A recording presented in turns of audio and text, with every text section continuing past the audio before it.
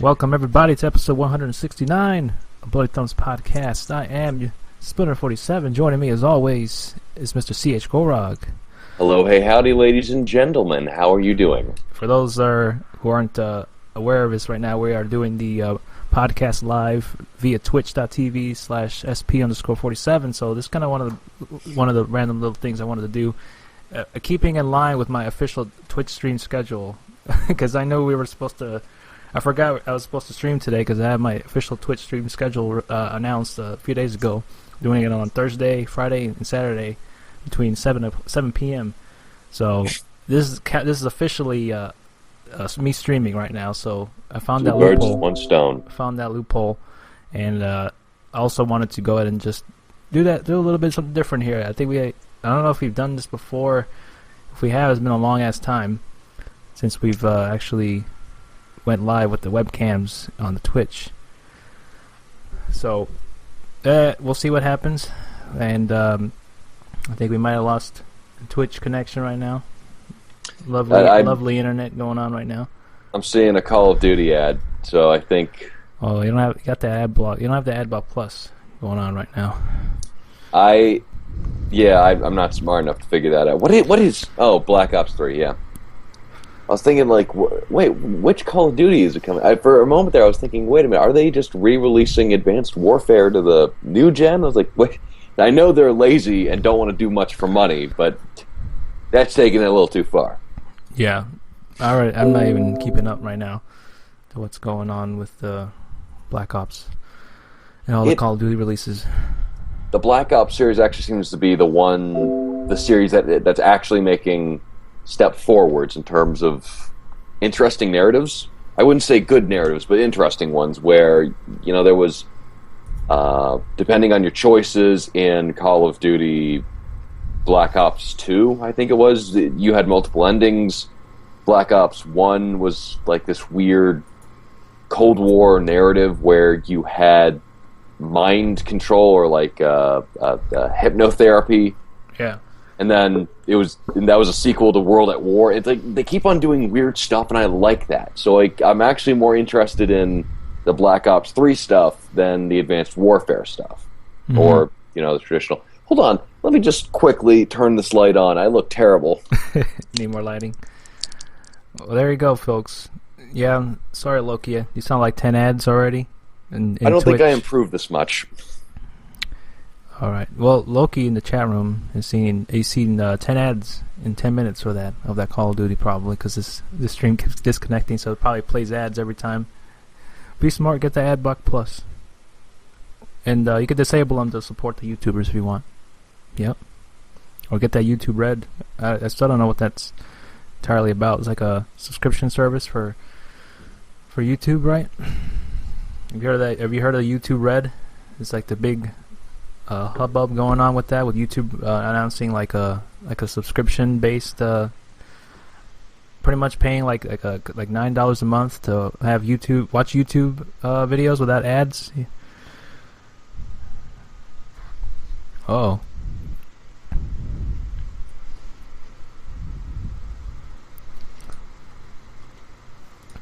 I don't know what happened there, CH. Your mic cut off.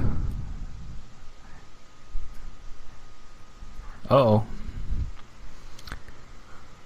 He's laughing over here. I'll let you know when I can hear you, but I still can't hear you right now. But CH is yelling to the heavens. You can't hear me. Not yet. Oh, what happened there? Try to call me back on Skype. See if that helps. And this is the mime CH going on. He's stuck in a box right now. So we'll hear back from him in a moment. Oh my.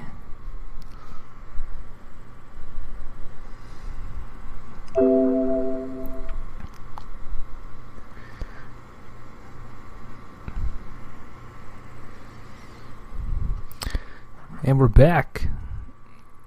Man, this internet. This internet though. It's not good still.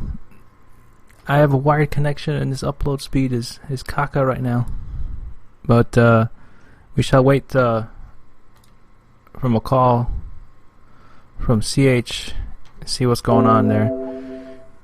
May have to call the Cox guy. This is a disaster. A disaster going on right now. We may have to go to switch to Mixler because this is not good. Mixler won't use as much bandwidth as Twitch, so we have to go all on Mixler. Oh boy. Sorry guys. Sorry for the crappy internet connection going on right now. Alright. If anyone's out there, let me know. We are live now.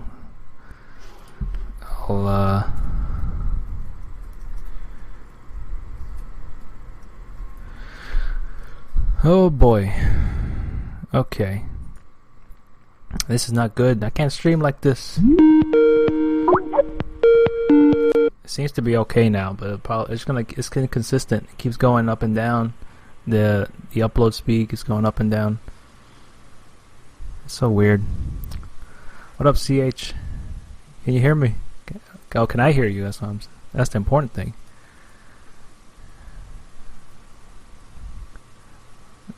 Yeah, I still can't hear you for some reason. I don't know if there's something going on here on my end or what. Let me try calling you, and I'll just I'll end the Twitch broadcast to see if that helps. All right, I'll be right. Let me call you back.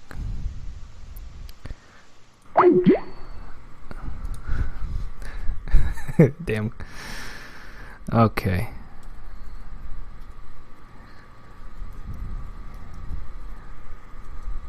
All right. Oop. Skype.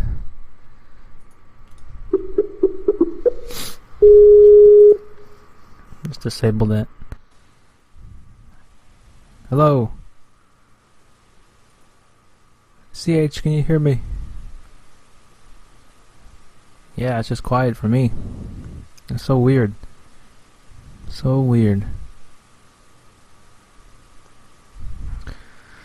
Okay. What could we do?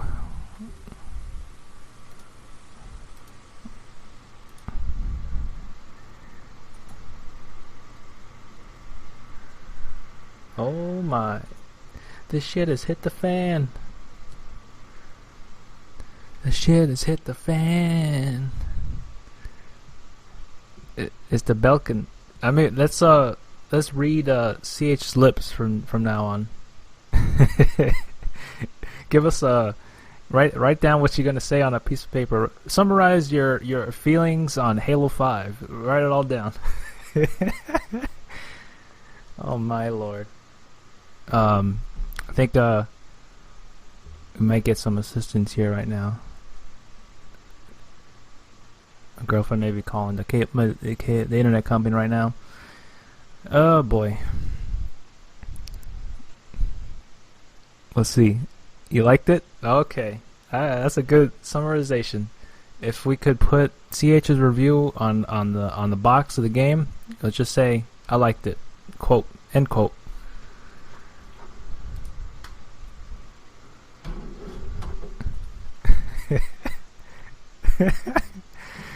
I just laughing at. I'll be able to hear him. CH is yelling. What's weird? I don't know if it's me or what. Did you update your Skype?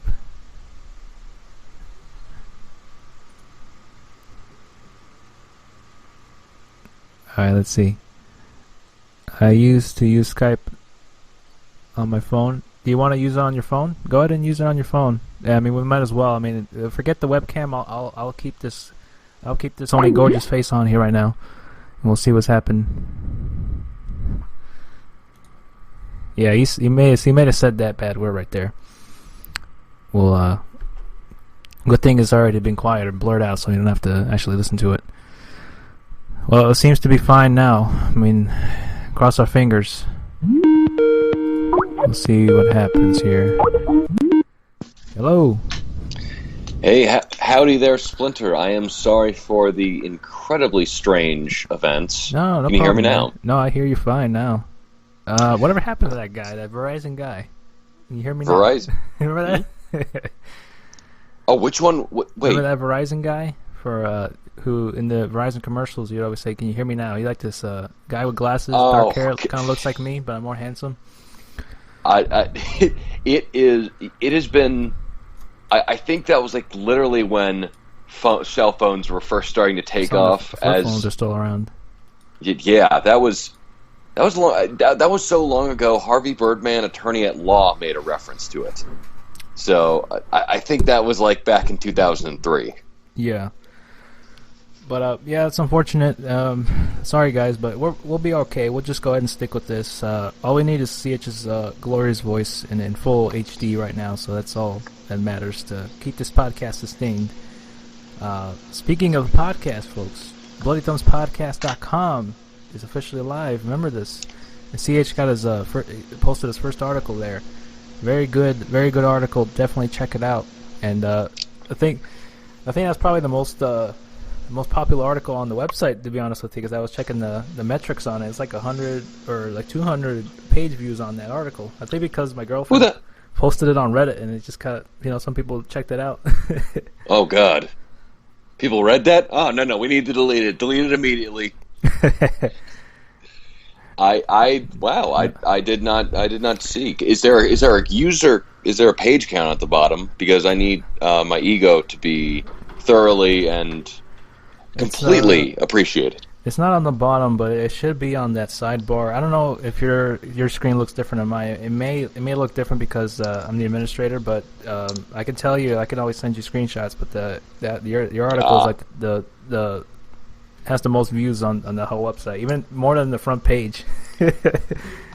Oh my gosh! It's funny because you can see it's a little bit more advanced to like my other websites, to other web hosting websites that I used to have that are like for free, but yeah, it actually tells you like what the referrers were for that page. So it tells you like where the links come from. Like it'll say like Reddit, like 80 people views count from the Reddit, and then others come from the Twitter, and then other like direct links and clicking them. It gets a little bit more descriptive that I really like. But I like to know if people are actually reading what the hell we're posting, so I like to at least know, at least kind of see what we can work on. But it also tells you, since I posted the new RSS feed for the podcast on iTunes, so we have a new iTunes page. There's like 3 different Bloody Thumbs podcasts on iTunes already, because I just like posted them and reposted them so many times. But there's a new one. It works. It should be on the official front page of BloodyThumbsPodcast.com. So that will be the official kind of RSS kind of iTunes stream, because that's really the most popularized really for podcasting. I mean, I don't really like iTunes in general, but I haven't bought anything from there in years, and it's a pain in the ass to log in if you forget your password. But it's definitely you can definitely spread it out there in all the podcast listening apps. So hopefully we'll make it on the top there, next to the Joe Rogan Experience. The Seth Rogen Experience. Seth Rogen Experience. Yes, the Seth MacFarlane Talk Hour, the Seth Meyers Comedy Troupe. I'm running out of things to say here. Please, you're good. But please, don't let me dig any further. We're all good now, people. Everything seems to be going good right now. The connection seems to be okay now, stable. It was a little bit weird. But yeah. We lost CH again.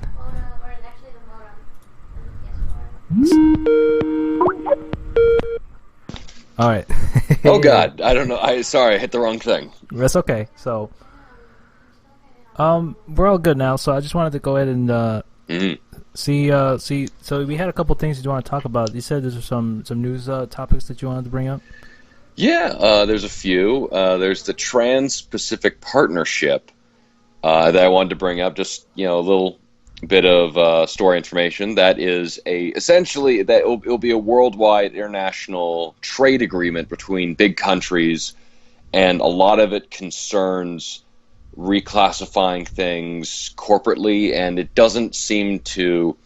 It at first doesn't seem to affect a lot of video games. Like, why does this affect video game players? But this is actually a very important discussion, since it actually deals with copyright issues. And the Let's Players and modders have a tenuous relationship with YouTube at best, and it's a guilty until proven innocent system of taking down content and video footage. Right. So a lot of this is going to make it worse, to where the rights holders will have almost complete power, and a lot of times they will. The rights holders they'll have power that says that they have the right to do this, and then a lot of times, a lot of the consumer-based regulations and laws have kind of this wishy-washy. Oh, well, you should respect the rights of the consumers doing this and this, and not really as firm. And a lot of this has to do with modifiers, speedrun players. It's very. I'm not a lawyer because it deals with a lot of specific language of laws, but good gosh, it is quite terrifying from the very little that I could understand. And even the Trans-Pacific Partnership, it hasn't gone through yet, but it is huge, and it's done to preserve corporate status in America. And one of the really frightening things is that we've been pushing character laws for years, in terms of how long a corporation can hold a character before they go into public domain. And we pushed it back in the 90s to the the creator's death plus 50 years, and now they're planning on pushing it to the author's death plus 75 years. And this is mostly done so that corporations can still hang on to their characters. Disney.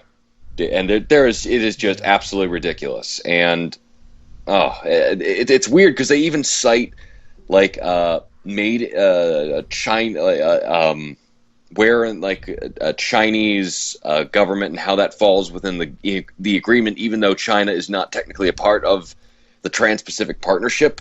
So I don't know what in the world this is doing, but it's really weird because it's sidestepping laws and mostly just going right to corporations. And this is going to affect video games in a big way. So if you have time, please go to YouTube, find Super Bunny Hop's video on the Trans-Pacific Partnership, and it is terrifying. It is strange, and I think everybody who's listening should really get involved with it, because it is very important that we all stay knowledgeable and make sure that no matter what, we are at least informed on the situation. Absolutely. So that's definitely important. The important thing going on right now. So definitely check that out. Definitely good little discussion hearing about that. So very interesting. I always it's so hard to get your head around, like, especially with things like copyright. Just like so much layers of just complex. Just so complex. It's just hard to really figure out how everything works like that, and especially with like things that go, like public domain with the whole author dying after a certain amount of years, and it's insane. I can't wrap my head around it. It's a real shame, especially since one of the bigger laws that YouTube lets players, people who upload their video game footage to YouTube, rely upon is a certain copyright law that allows them to do it under fair use. Of critiquing, of analyzing, and a lot of times that's just blatantly ignored by the corporations who have it, and just you just say like, oh, they're not doing that, they're not reviewing it, they're not doing anything, we'll just do whatever we want. And the copyright law is so outdated because it doesn't take into account the internet, which is one of the most terrifying things And the fact that the Trans-Pacific Partnership is essentially giving a sledgehammer for scalpel solutions is really, really frightening. Mm-hmm. And I'm doing all I can to. I'm contacting my senator. I'm contacting my congressman. I'll contact the city delegates and ask them to make sure this is an issue of ours. With SOPA, I'm really glad everyone came together to knock that crap down. Even though, sorry EU, all the members of the EU listening right now, I am so sorry that law got passed and went through. That is shitty to the maximum extent, and I do wish you guys all the best in repealing it. Absolutely. So, definitely a good discussion there, CH. Thank you. Well, I actually wanted to bring up. I don't think we've talked about it too much, but we got Fallout 4 coming out next week, and Fallout 4. That I'm ready to lose endless hours of sleep and lose all social life. I'm ready for that. Bongo. I don't ever want to leave the Congo because that universe is so great.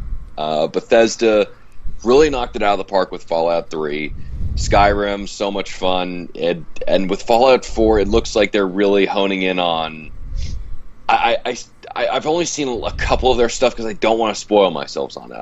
I'm going to wait for the reviews to come in before I buy it. I'm probably going to buy it anyway, but I got a couple other games I want to go through before. I haven't gotten to Heart of Stone, which are... Yeah, I know. Because you're gasming over there a little over the game, and I feel like I'm going to be in the same. I'm having a little ecstasy and a seizure back here. If you could see the stream, I'm like, you're haunted by a specter. Yeah, I think I'm being possessed. I want to play it again. It's so good. No, I feel the same way. I'm actually I haven't really been watching a lot of like gameplay videos or any kind of like. And I haven't really looked into a lot of information about it, other than just a few little things about how I know that the combat is a hell of a lot better, looks a lot better than the previous Fallout games, because the combat was kind of bad. Like you always had to use the VAT system to really get around, because it was really not a shooter at heart. It was more like an RPG, but now they're kind of redefined it now and actually plays like a better shooter than its standard previous predecessors. It was just not good. They also, I mean, the VAT system was the only way to play the original Fallout, because when you tried to do first-person shooting, this is like, this is like first-person shooting on the PS1 if one thumbstick was gone. It's really, really hard to aim. It's hard to shoot. God help you if you had like an injured leg and you're trying to maneuver around the field of battle trying to knock out the opponents. And, the radflies trying to shoot them out of the air? Oh, God help you. Right. So, that's always been the thing that I always wanted to... that's always been the games I always had a good time with. I mean, I spent a lot of hours on the original Fallout 3, and then also the Fallout New Vegas. I think I like the most the Fallout New Vegas. Mm-hmm. I never got to actually... What's it called? I never got to check out like that new ending they had for like Fallout 3. I know that was like one of the terrible. Bigger complaints. I didn't really care for it. It was just it kind of was bad. Like you finished the game, you couldn't really go back until like an update was released. But yeah, we'll see how this goes. Even though it's Bethesda has like a really long track record of kind of very buggy and kind of broken issues going on with the releases of their games. I didn't really have much of a problem with Skyrim as much. I know I wasn't at the same boat as everybody else, because I didn't buy Fallout 3 in New Vegas at launch, so I never really got to experience those problems when they came out, because all the updates have been out and patched, and most of the issues have been solved by the time I started playing. So I didn't really get to experience that, fortunately, for when that happened. So it was one of those things where I managed to play it as it kind of was originally intended. But probably the best way to go always is probably PC. You always get those updates quicker than the gaming console releases of the updates. So really looking forward to that for sure. I mean, I can't wait to play it because that's kind of the only other game I want to play this year that I could think of, other than like Yoshi's Woolly World, which I want to play so bad, but I just haven't had the chance to really sit down and relax to go ahead and buy and play it. 'Cause that's really the only other thing I could think of. And then we got some other releases next year for sure. I can't wait for the new Hitman game. Oh, I think until March of next year. It is what it is. We'll see how it goes. Actually, I'm curious to see how that model fares when it comes to them releasing more content as it is released. I think it's going to be out for like half the price or something, and you can pay the extra remaining amount of a full price game when the other levels come out for it. I mean, they're really expanding upon Blood Money because the maps I've seen from the gameplay videos are like 10 times bigger than anything you may have seen in like Absolution. They're definitely more they're more back to like the core of like Blood Money and what that was about, with like just big wide open maps and levels and so many different ways to accomplish your task. And that was always been the thing that I loved the most, was always actually going back and replaying those levels and doing different things and seeing what kind of creative and kind of really unique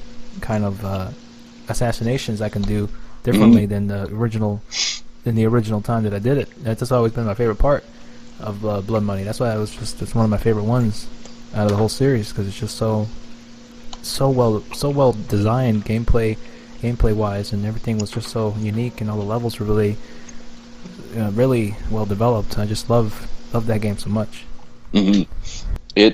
It is quite interesting game design of fun, where the original Blood Money, it's like, okay, you have the big open areas. You have a beginning introduction level of Ingress, where it's like, okay, here's where you start, and then you have all these different options available to you. You can disguise, you can go stealthy, you can go guns blazing. It's not really recommended, but hell, I'm tired of trying to go around these guys 5 different times, and I gotta go.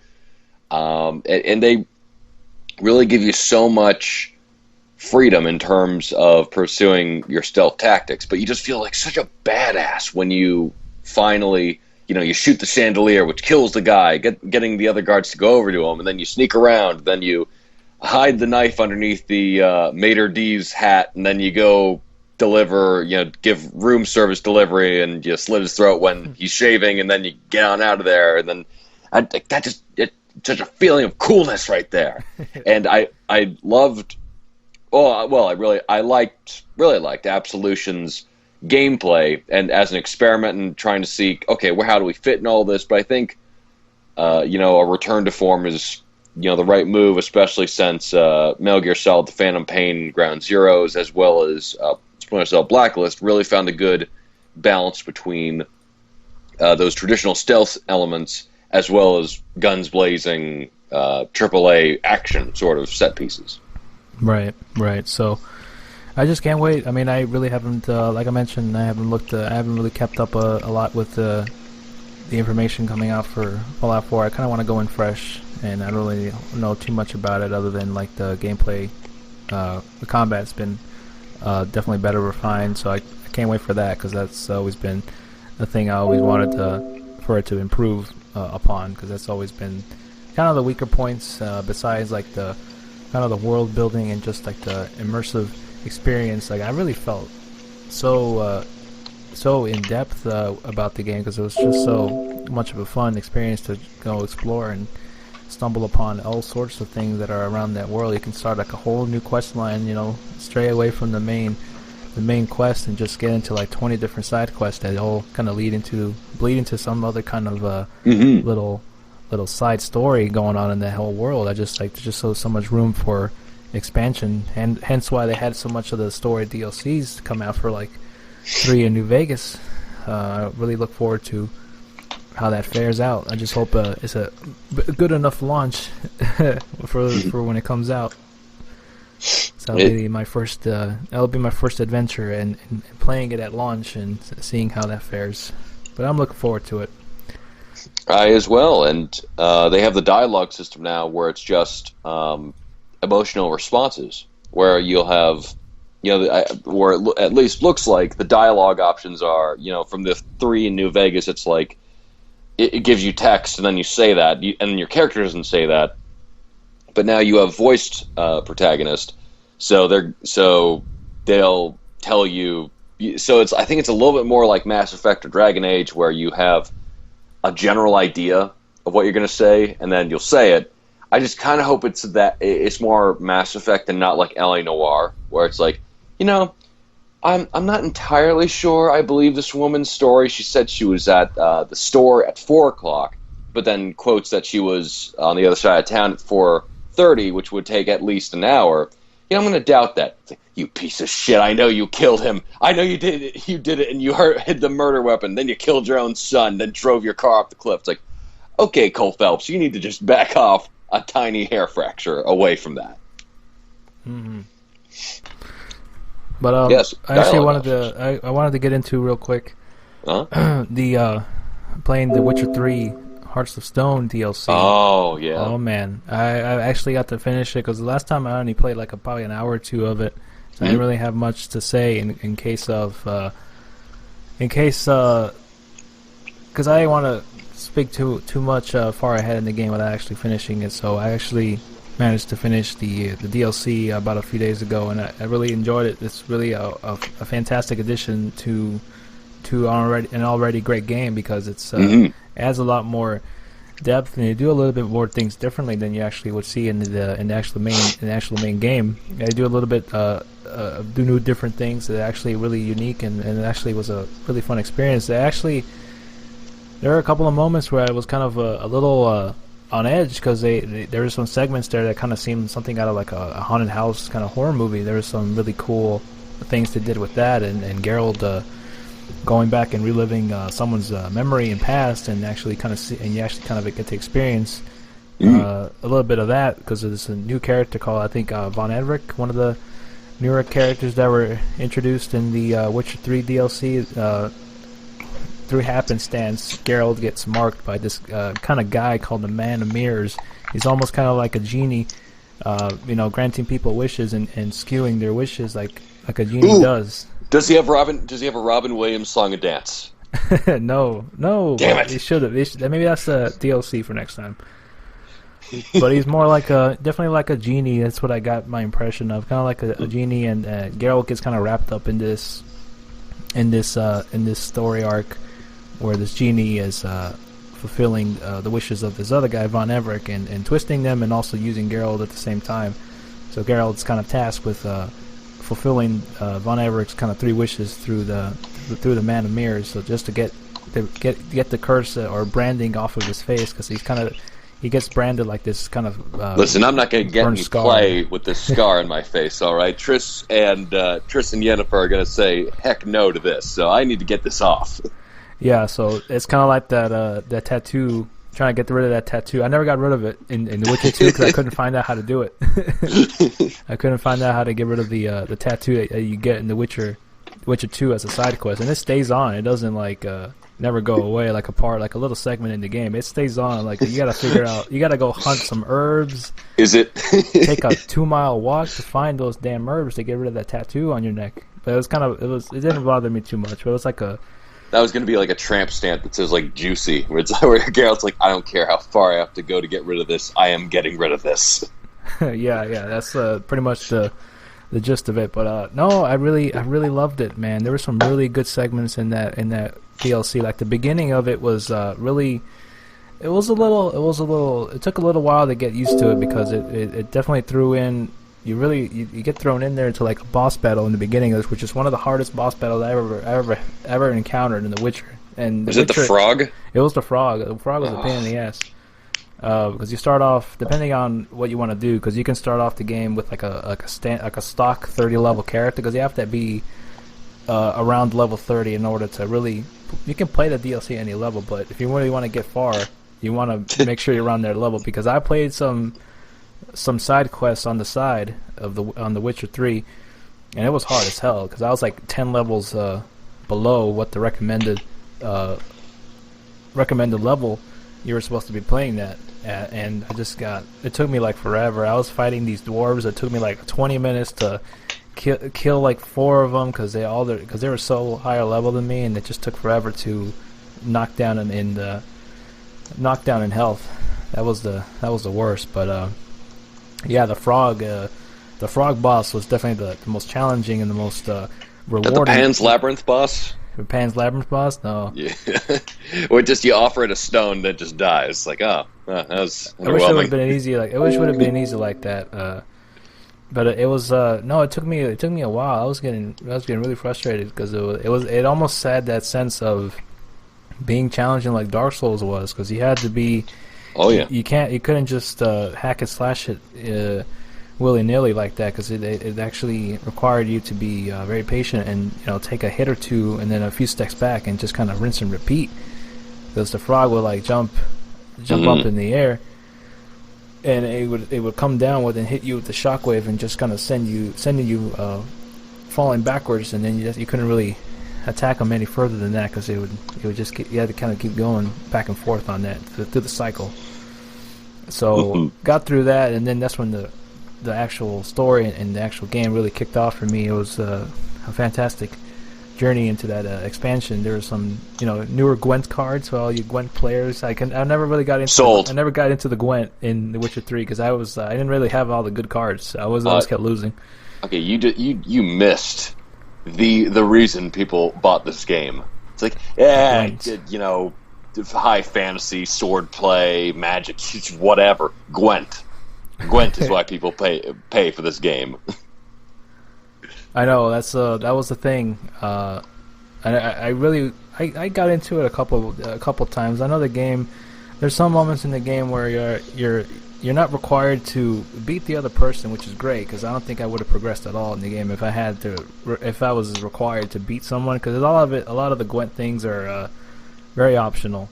Very optional, and ended up working out for me because I didn't have a good deck, so I always kind of kept losing. Or the game is pretty simple. It could be pretty simple, and also also kind of complex at the same time. It's just it's really a matter of how far you want to get into and how deep you want to get into the just the whole basic mechanics of it. So I liked it for what it was, but I never really invested too much into it because I never knew what to get the cards or the good cards. I have mainly the Northern Realm deck. That's all I got. Good man. I want to get some of that monster decks, but I don't know where to get them. I didn't really want to look it up. I think all of them you could buy at bartenders, or I really don't know what smith masonries or armorers have oh, I got you here this fine sword made from dragon scales. Also, do you want this card deck? It's like Craigslist. It's like trying to sell this. Yeah, this guy will buy anything. Just we got cards here. What do we draw them of? I don't know. Just draw them of him and his friends. Here, Geralt of Rivia, level 10. Even though someone pointed out, it kind of completely breaks the illusion of the gameplay narrative. Why there'd be a card game of people who you just met or have just met, and for some reason now their card form who. But it's just so much damn fun. You don't care. Yeah. So once I got over that hurdle, I was really digging it. I was really digging it because it was a lot. They did a lot of different things in the game. There's like I mentioned, there's this section. There's felt like a haunted house kind of section in the game where you would go in and it was this very creepy, eerie music. You start walking in and around the house to kind of unveil. You find certain items that unveil and unlock you kind of relive memories in this section of the game, which was really one of my favorite parts of this DLC because it really has this really interesting, really cool story arc going on, and very tragic as well. You kind of see the downfall of how Von Erich, the new character that you meet, that you're fulfilling wishes for, how he kind of he kind of went down and changed as a person because he wanted to become immortal, and he did this whole thing with this kind of ritual and made a deal with that genie man that twisted his wishes, and it kind of ended up. It was really interesting and very tragic to see the downfall between his relationship with his wife in the game, and you also see his wife in the game too. And it's very tragic storyline. I mean, I guess you can probably guess from me describing it, but it's a lot better that you actually see it than me actually describing it. There's a lot more to it. Really, really well done. Really kind of tragic yet rewarding resolution to that story arc. Almost as good. I would probably. It's tough. I mean, we've talked about it before. And one of my favorite main missions or side quests in the game was the Bloody Baron mission in the main game with The Witcher 3. That was my favorite. When I had the same feeling, that really tragic but really well done story arc, and I think it's tough for me. I think I would put I think I liked the most because it did things differently than the actual main game was doing.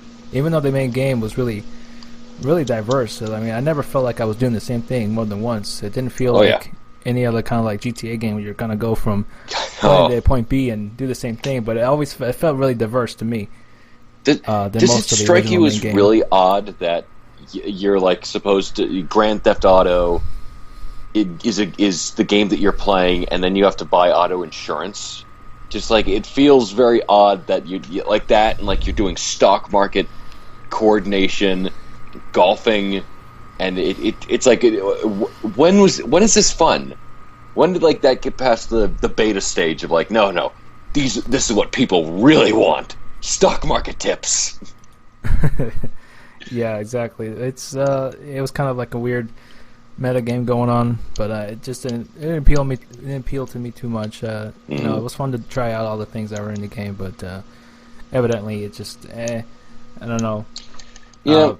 But primarily, I definitely highly recommend you guys check out the Witcher 3 Hearts of Stone DLC. Definitely one of my favorite pieces of DLC and wonderful additions to the Witcher 3. I think I put it up there with like Mass Effect 2 Lair of the Shadow Broker DLC. That's how good it was. Wow, it was like if you're a PlayStation Plus member, you get the DLC like 10% off. But I think it's like $9.99, so I got it for like maybe like $8. But really a fantastic deal. Definitely worth every cent. I would have paid more for that DLC. I would have. That's how much I loved it. I would pay more because I love that much. It was such a great addition, and you also get like a little extra gameplay dynamic with the rune. They call these things with the runes. You kind of visit this rune master guy, and he puts on like additional stronger runes for your swords or powers to make it a bit more additional. There's a bit more additional oomph and more additional little quirks. And very nice. I never got to try it out because it's expensive as hell. You have to find like other little items to put it together, and it took me like I had to spend 5,000 coins in order to get that workshop set up for this guy, and I haven't even seen the benefits of it yet.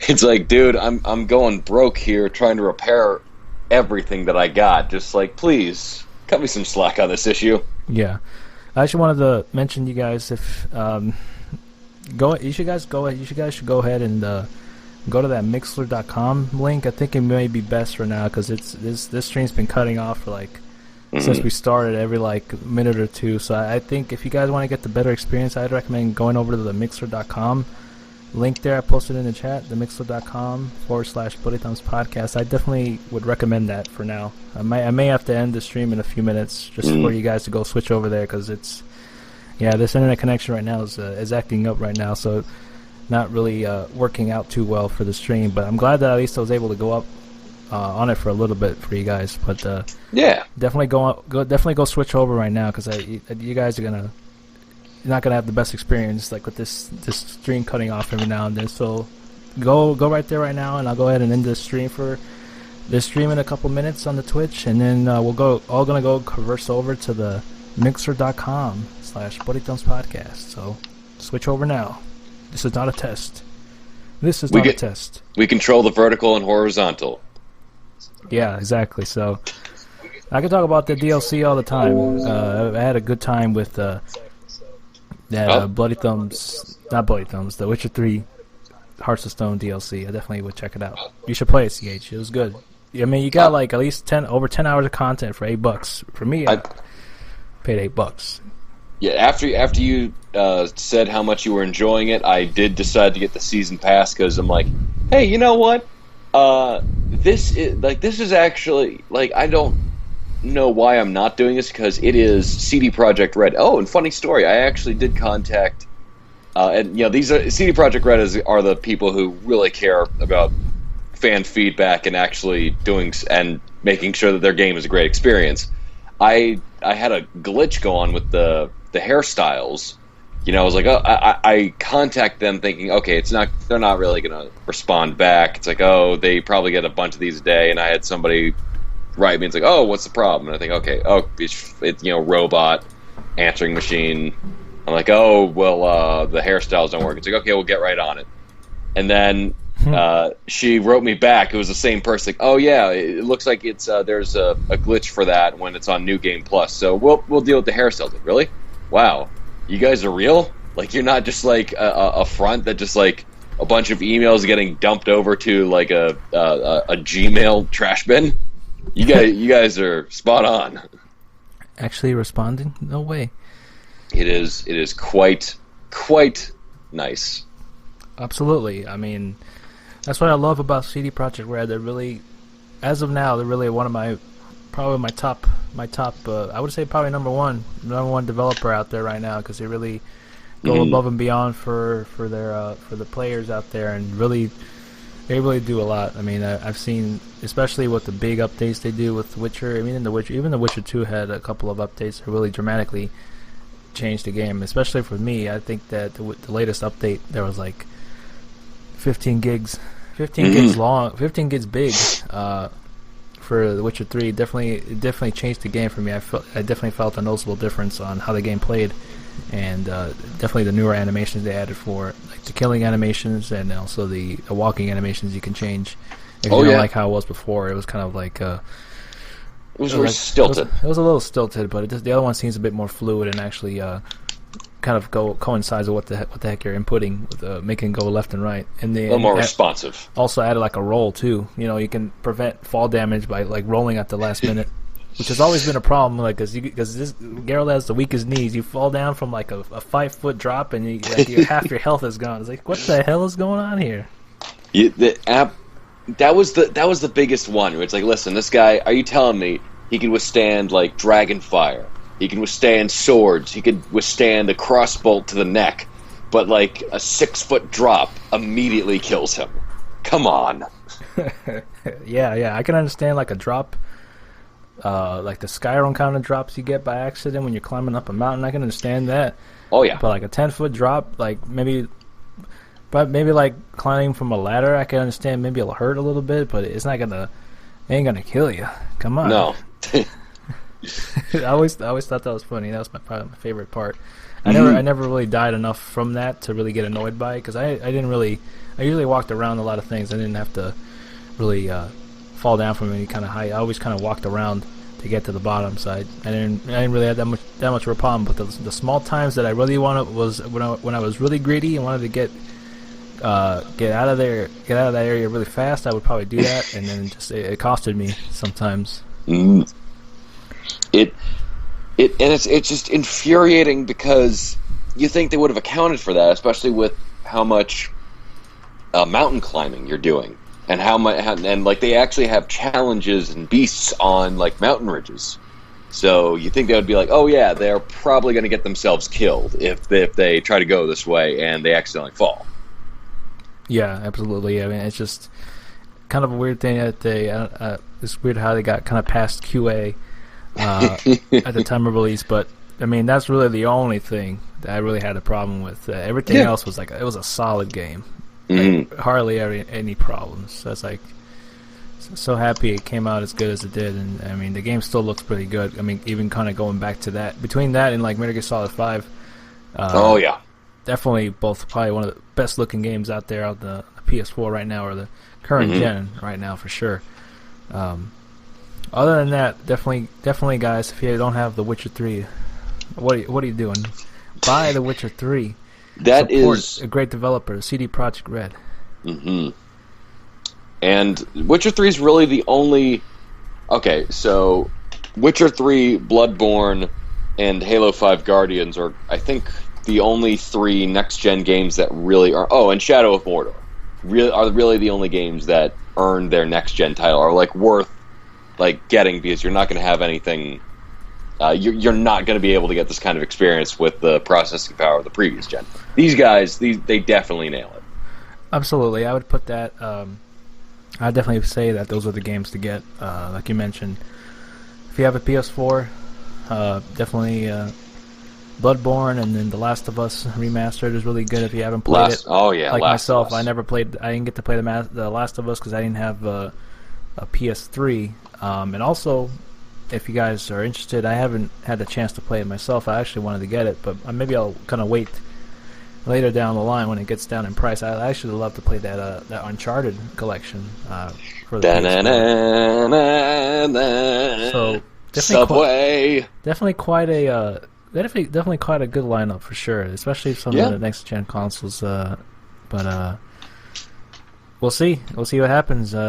Yes. And then you got the exclusive Lara Croft game on the Xbox One. CH. You excited for that? About a year. For about a year? You excited to have that exclusive for a year? Yeah, I really feel bad for the Crystal Dynamics guys, because they were like playing like, okay, so Fallout 4 is coming out this time. We'll set our release date maybe 2 weeks back, because this is going to be a real big game, and we don't want to get in the middle of their way and us fighting for it. And then it's like, oh, by the way, Fallout's pushing back for like 2 weeks. Like, you guys, we gave you room. We literally gave you the spotlight, and you still waited until it was both on us. And I'm looking forward to it. I really enjoyed the Tomb Raider reboot that we had. It was really good. I felt it got a little bit towards the third act. A lot of the characterization stuff started to go weird, and not with Laura, strangely enough. It was with some of the other characters, but it was good, and I'm really looking forward to the next one. I hope that looks like to be the multi-console answer to Uncharted, and I'm really looking forward to it. It looks great. I don't have it pre-ordered. I'm kind of actually waiting for Fallout 4 and Rise of the Tomb Raider. Jeez, Tomb Raider and Planet of the Apes really need to start with like better titles, because this like Rise of the Tomb Raider, Dawn of the Planet of the Apes, way too long. You guys need to like shorten it or figure out like another naming scheme, because this has just gone on far. This is chaos, madness, dogs and cats living together. It looks good. Yeah. So yes, that's my review. It looks good. No, definitely. Actually, I did like the Lara Croft Lara Croft game that came out a few years ago. Definitely enjoyed it. Definitely could have been a lot more tombs rated for sure. Like the tomb rating was just like there's like nothing. Superfluous. You just go in a cave and that's it. It's like it maybe solve a little puzzle there, but it wasn't really exactly how I would have fared the tomb rating to be. But it was good for what it was. It's definitely a good precursor to, I guess, what they're building up to. Solid action game. Maybe be a more of a franchise, and make it more of a multi-game release after probably this one, to kind of elevate kind of like a rebirth of the character right now. So we'll see how it fares. I'm glad that they did do this reboot, because like the character was it was really confusing, because like they had prequels and sequels. They even had another reboot, which they didn't really tell anyone. But this one is like, okay, this is the big reboot. Come on, we need that. We need some of that Uncharted money. Come on, all on black. And I'm glad they've done very well. But it's been around for a while. The property hasn't really been taken seriously either, because it's been like, okay, she's a sex symbol, or okay, now since we don't really have much in terms of like, okay, we don't get a lot of respect, so no respect at all. We're going to go back and make it a prequel. We're going get no respect. I'm raiding these tombs here, shooting dinosaurs in the face. And Rodney Dangerfield's song was pretty good.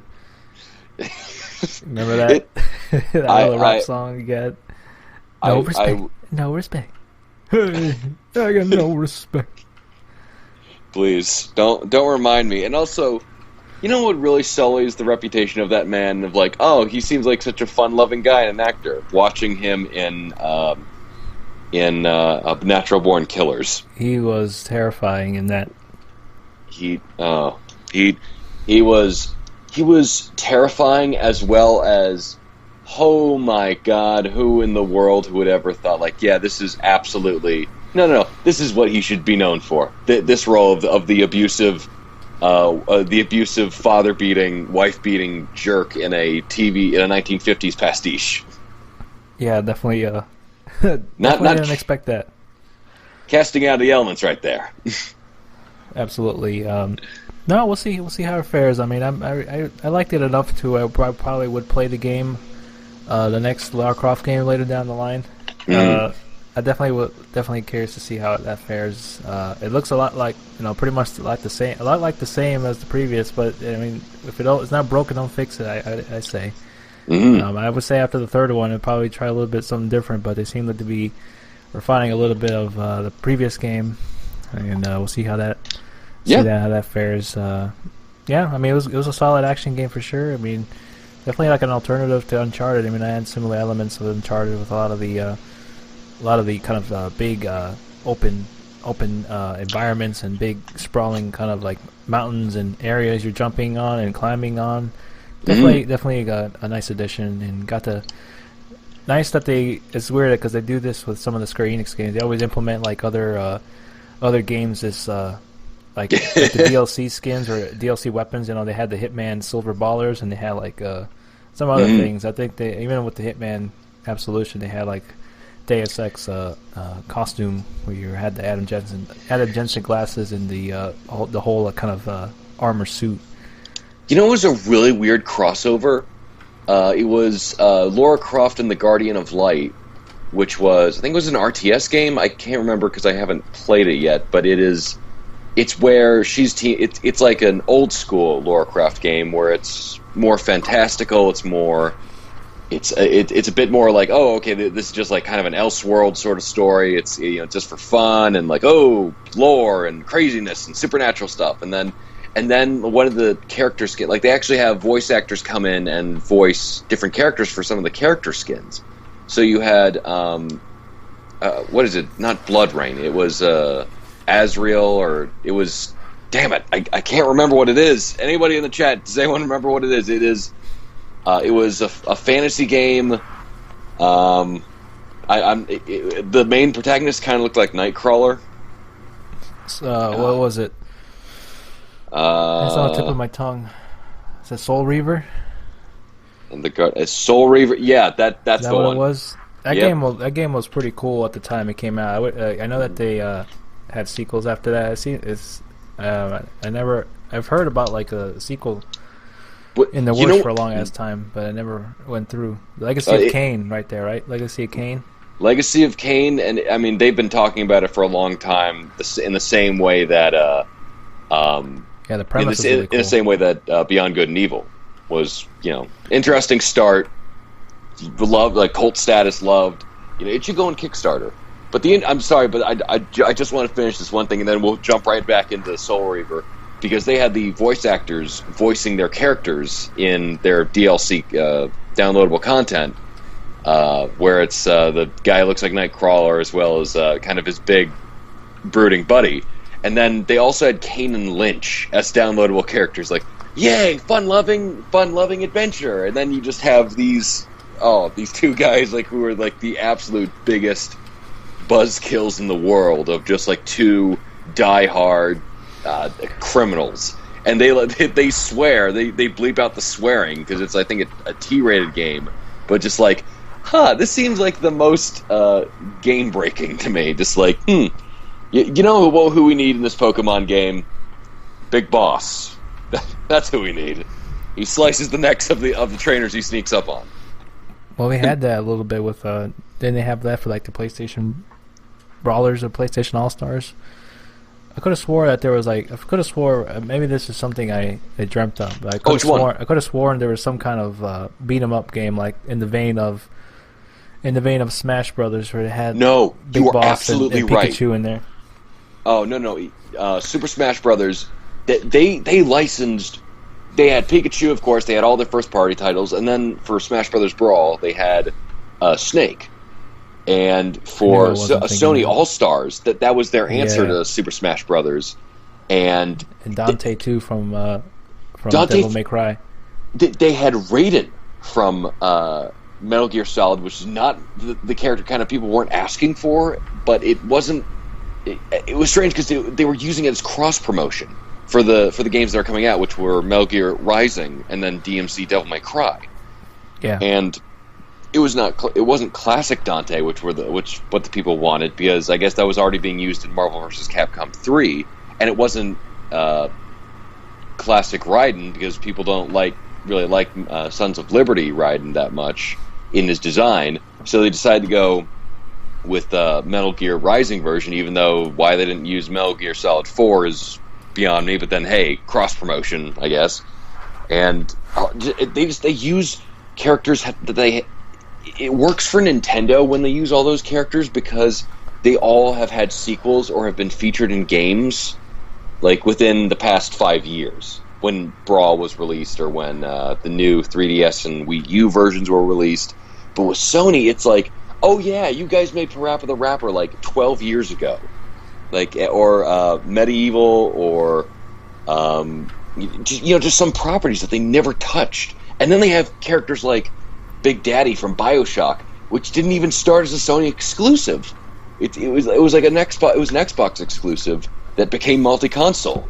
And it's, what are you guys doing? And it was weird. It was really weird, and it was doing everything except outright stating like, yeah, we're trying to be the anti Super Smash. So like everything that was Smash, they were not trying to do, because it wasn't like knocking people out of the arena. It was instead beating enough people so you can level up your skill meter, and it just made it kind of repetitive rather than fun. And they're really stretching in terms of like grabbing characters, because they have like 2 different versions of Cole from Infamous. It's like evil Cole and good Cole. It's like, oh, listen, you're already treading on thin ice by having like they're already thin ice with characters that no one asked for, especially from Infamous. Oh my god, there's like no Spyro, no Crash, man, Spyro, no Final Fantasy. It's like you could have easily done like the 500 characters from Final Fantasy that people know and remember. Like Cloud is easy, just like pick that up. Square Enix will give that to you for a song. That guy from Medieval, remember that game? No, because it's been so damn long that Sony hasn't made a sequel to it. That's a fantastic game, and back in the PS1 and Medieval. I remember playing that demo, those demo discs for the PS1 so many times. I think I played at the beginning of Metal Gear Solid 1 like 10 times on that demo disc. That was really fun back in the day when you have the game demos on the main game that you're playing. Like for instance, they were on Halo Combat Evolved, the Xbox version, the original Xbox version, has a game demo for Fusion Frenzy, and me and my buddies we played that into the wee hours of the morn when we got our hands on that. And I just wanted to say, yeah, Medieval. You remember how silly and fun that is? They try to have these rivalry stories between 2 different characters, and for Sir Daniel, I think his name is, in Medieval, his rivalry is like with a Hellgast commando from Killzone. So it's like a rated M game meets like a rated T or a rated E game character, where he's very slap happy and fun. It's like Earthworm Jim talking to Master Chief. It's like very odd.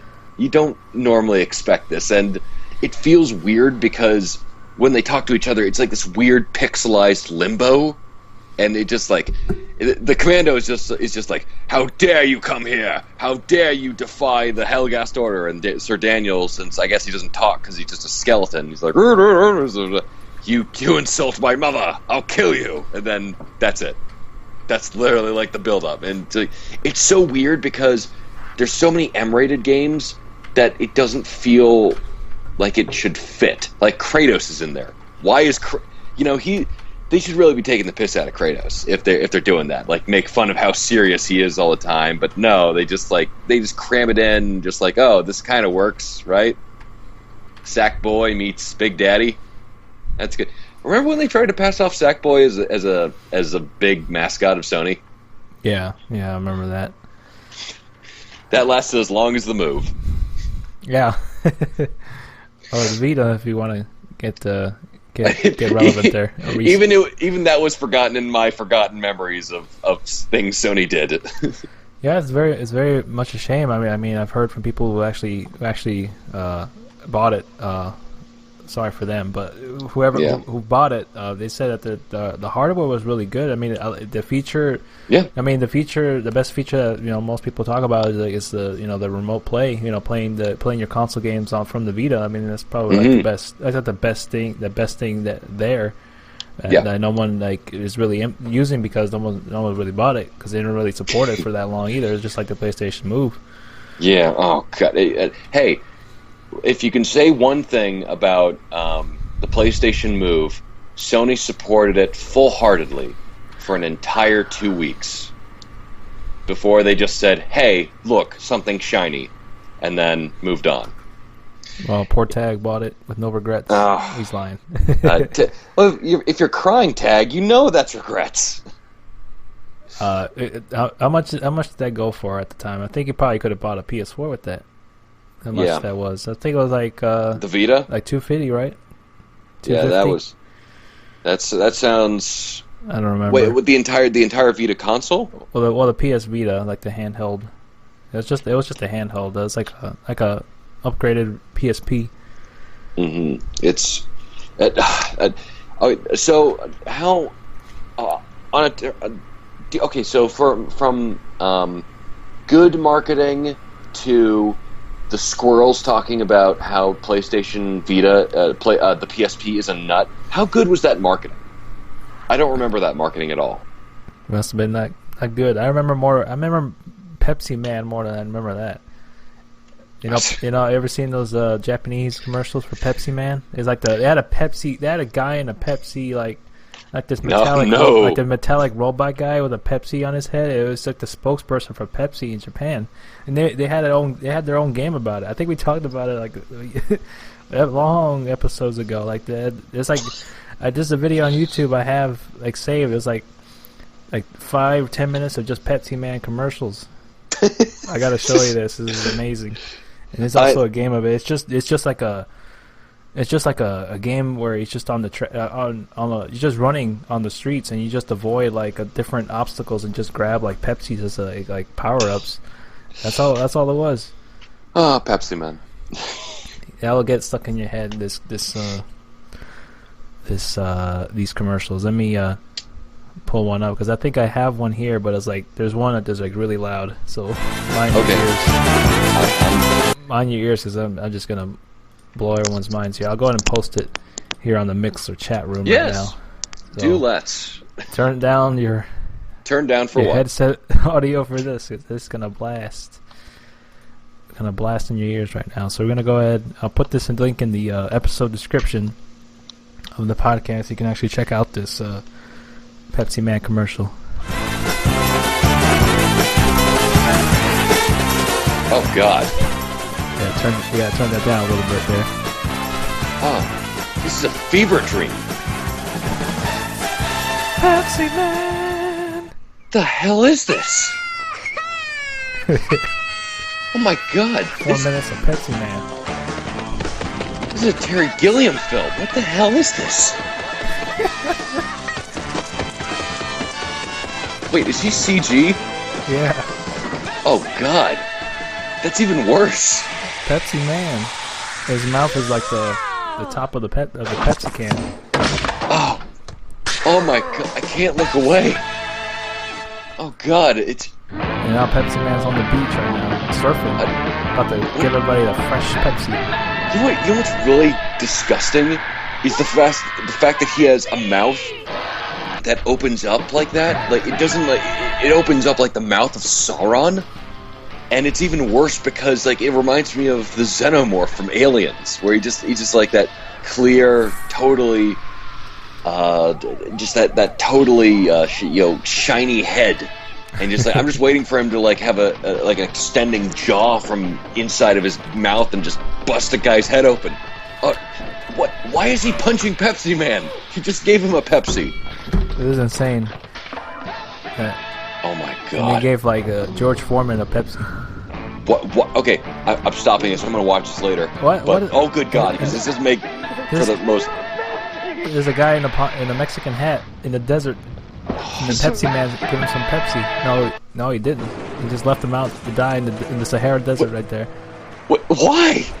And then Pepsi Man's getting chased by the Coca-Cola truck.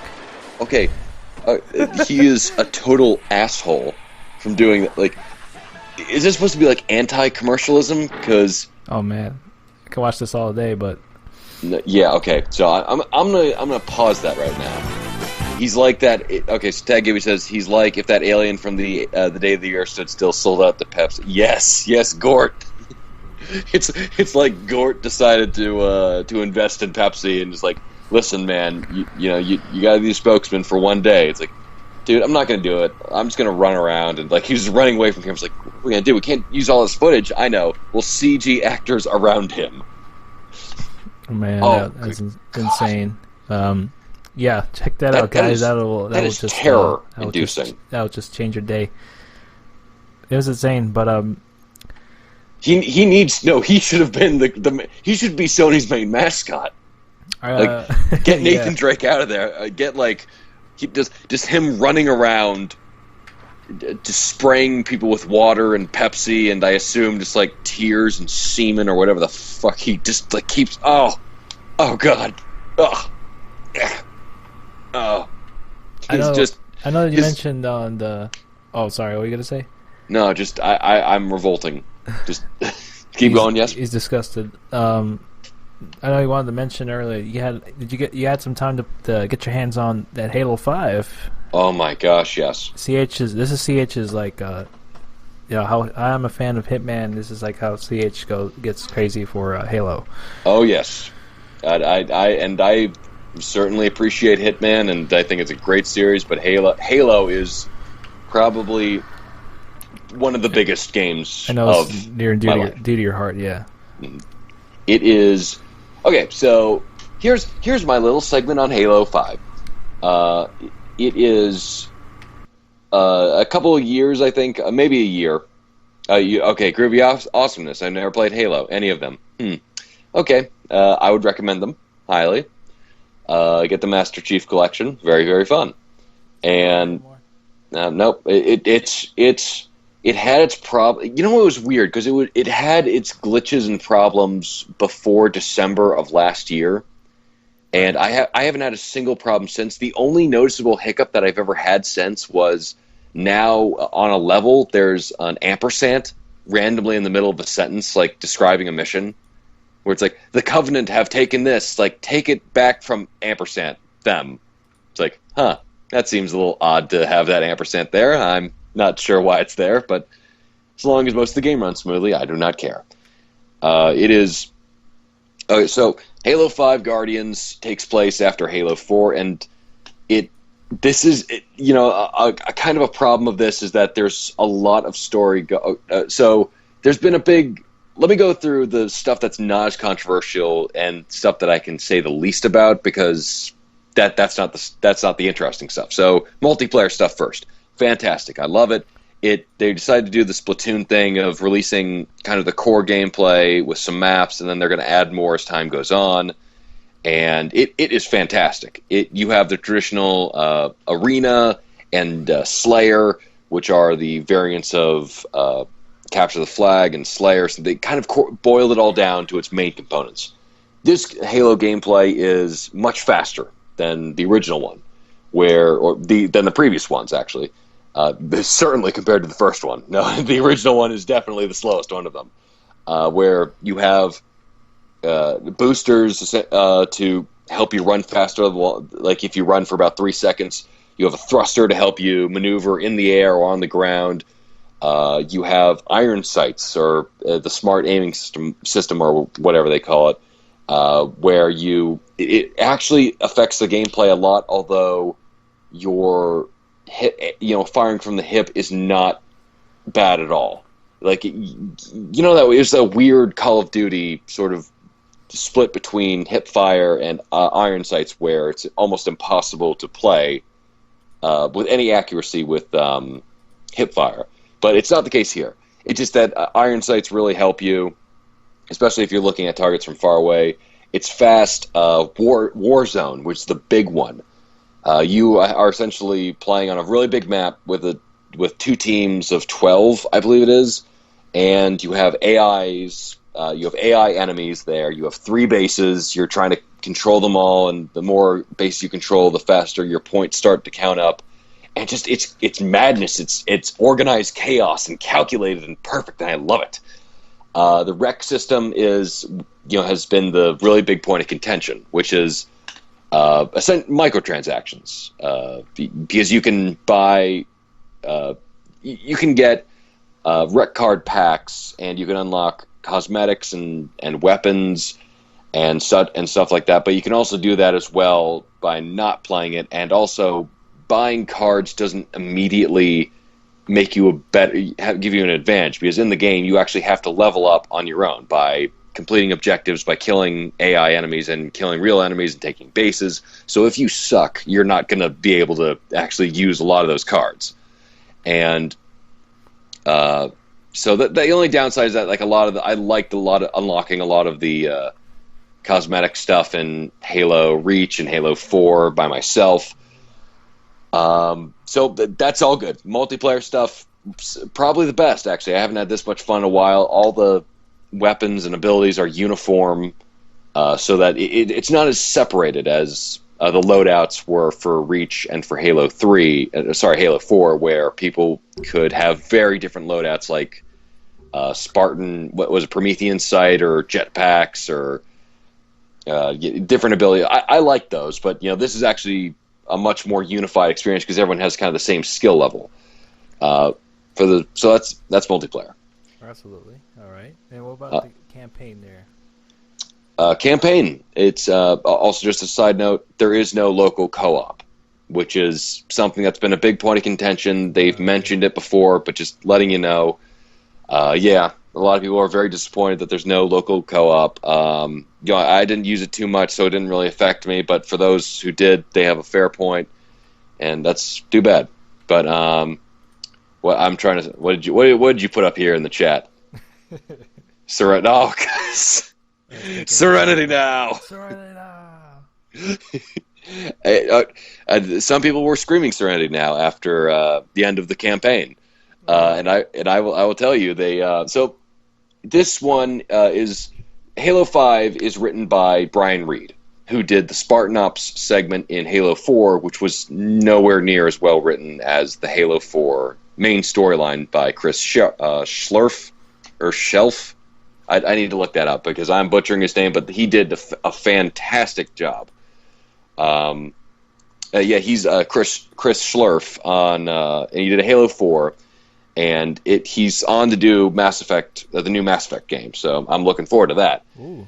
Yeah, he's damn good. He wrote a really good story, and this one is Brian Reed. He's fortunately he's a much better writer in this game than Spartan Ops, where you play as Spartan Locke and the Osiris team, who is cleaning up the Covenant and trying to find a Forerunner artifact with Dr. Catherine Halsey, who there's a lot of lore going on, and the problem is that they explain it and they don't explain it, because a lot of the lore and a lot of the character and story beats rely upon implications that you don't get unless you really think about the story information. This is a really bad example, because I can't really explain it to you unless you actually see it. Okay. Okay. It's okay. So one of the moments is that Catherine Halsey is explaining that Cortana is somehow back, because at the end of Halo 4, it looked like she died, and it was treated as such. But now she's back, and it's the implication in the story that they've been in contact with she's been in contact with the UNSC, who's the good guy government, for a long time. But it goes by so quickly, you don't recognize that, and it's hard to, in the dialogue and story, it's like Aaron Sorkin speed, but not Aaron Sorkin level of reminding the audience what kind of the most important information bits that they're worried about, unless you see it again and again. Because when I first completed the campaign, I was like, wait a minute, they didn't answer this, they didn't answer this, and then I go back like, oh, I see, I see what they were going for. And so anyway, it's another big thing is that following in the same vein of Halo 2, the advertising is a bit misleading because it's not actually about Spartan Locke and the Chief going at each other and just like a big moral quandaries, which were actually kind of really interesting in terms of where they were going to lead to. And I'm sorry? Oh, go ahead. I didn't say anything. Mm-hmm. It's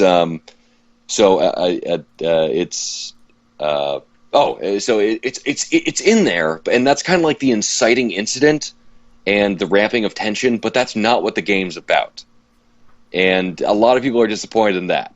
And I honestly can't tell right now. It's going to take some time to see if the advertising was effective or aggravating. So, Chief is going off reservation with his Spartan 2 buddies to look for whether or not Cortana is actually coming back. And there's a Forerunner who's, once again, an ancient alien. God, okay. I'll try to be very, very general now, because a lot of this takes a lot of lore, and that's also another issue that people might have, because it's so lore heavy that you kind of have to know what you're getting into to understand what in the world's going on. Oh, yeah. Even more so than Halo 4, which I thought was a very interesting move. And so it's this whole kind of chase to find whether or not Cortana's alive, and why in the world these Forerunner giant machines called Guardians are awakening, and what are they doing. And I have to say, I don't think it's as well written as Halo 4, but I feel like people being way too harsh on Brian Reed, because there's actually a lot of good story, a lot of good dialogue, a lot of good character moments, and it's not to that stratospheric breaking level of stellar awesomeness I hold Halo 4 up to, but it's still a very good story, and it's a good setup because it does end on a cliffhanger, but it brings up a lot of interesting questions, especially concerning kind of the role of AIs, the role of a soldier, and it's a very, very interesting place to leave the universe, and it does develop it does end a lot of stories, and begin some new ones as well. But it is also, I gotta say, Nathan Fillion, he always brings his A game to whatever he does, but he's just he's delightful in Halo 5, especially as Buck, who brings back a lot of the charm. And Osiris Team, which is the new group of good guys hunting down the Chief, who are, by the way, you're going to be playing the Osiris Team for 85% of the entire game. So people are also kind of mad that you're not playing as Master Chief and the other Spartans, but the problem is that they're characters who are supposed to be stoic and kind of boring. And because of that, they're, personality-wise, they're supposed to be just like instruments of pure total war, and you're not supposed to really see them as people. And so it's hard to write for that. I can understand why they decide to downplay that a lot, especially, Chief is an interesting character, but the other guys are kind of like, okay, we're just starting out as interesting individuals. But Osiris Team does actually have a lot of good personalities. I think the actor who plays Locke is really, really good. I think he's a very interesting character in his own right. I don't get the hate for his character. And also, there's a lot of great moments. Like, some of the moments in here are among the best in the entire series. And I also, man, Keith David. If you want to earn my get me on your good side really quickly, bring in Keith David, and he nails it coming back as the Arbiter.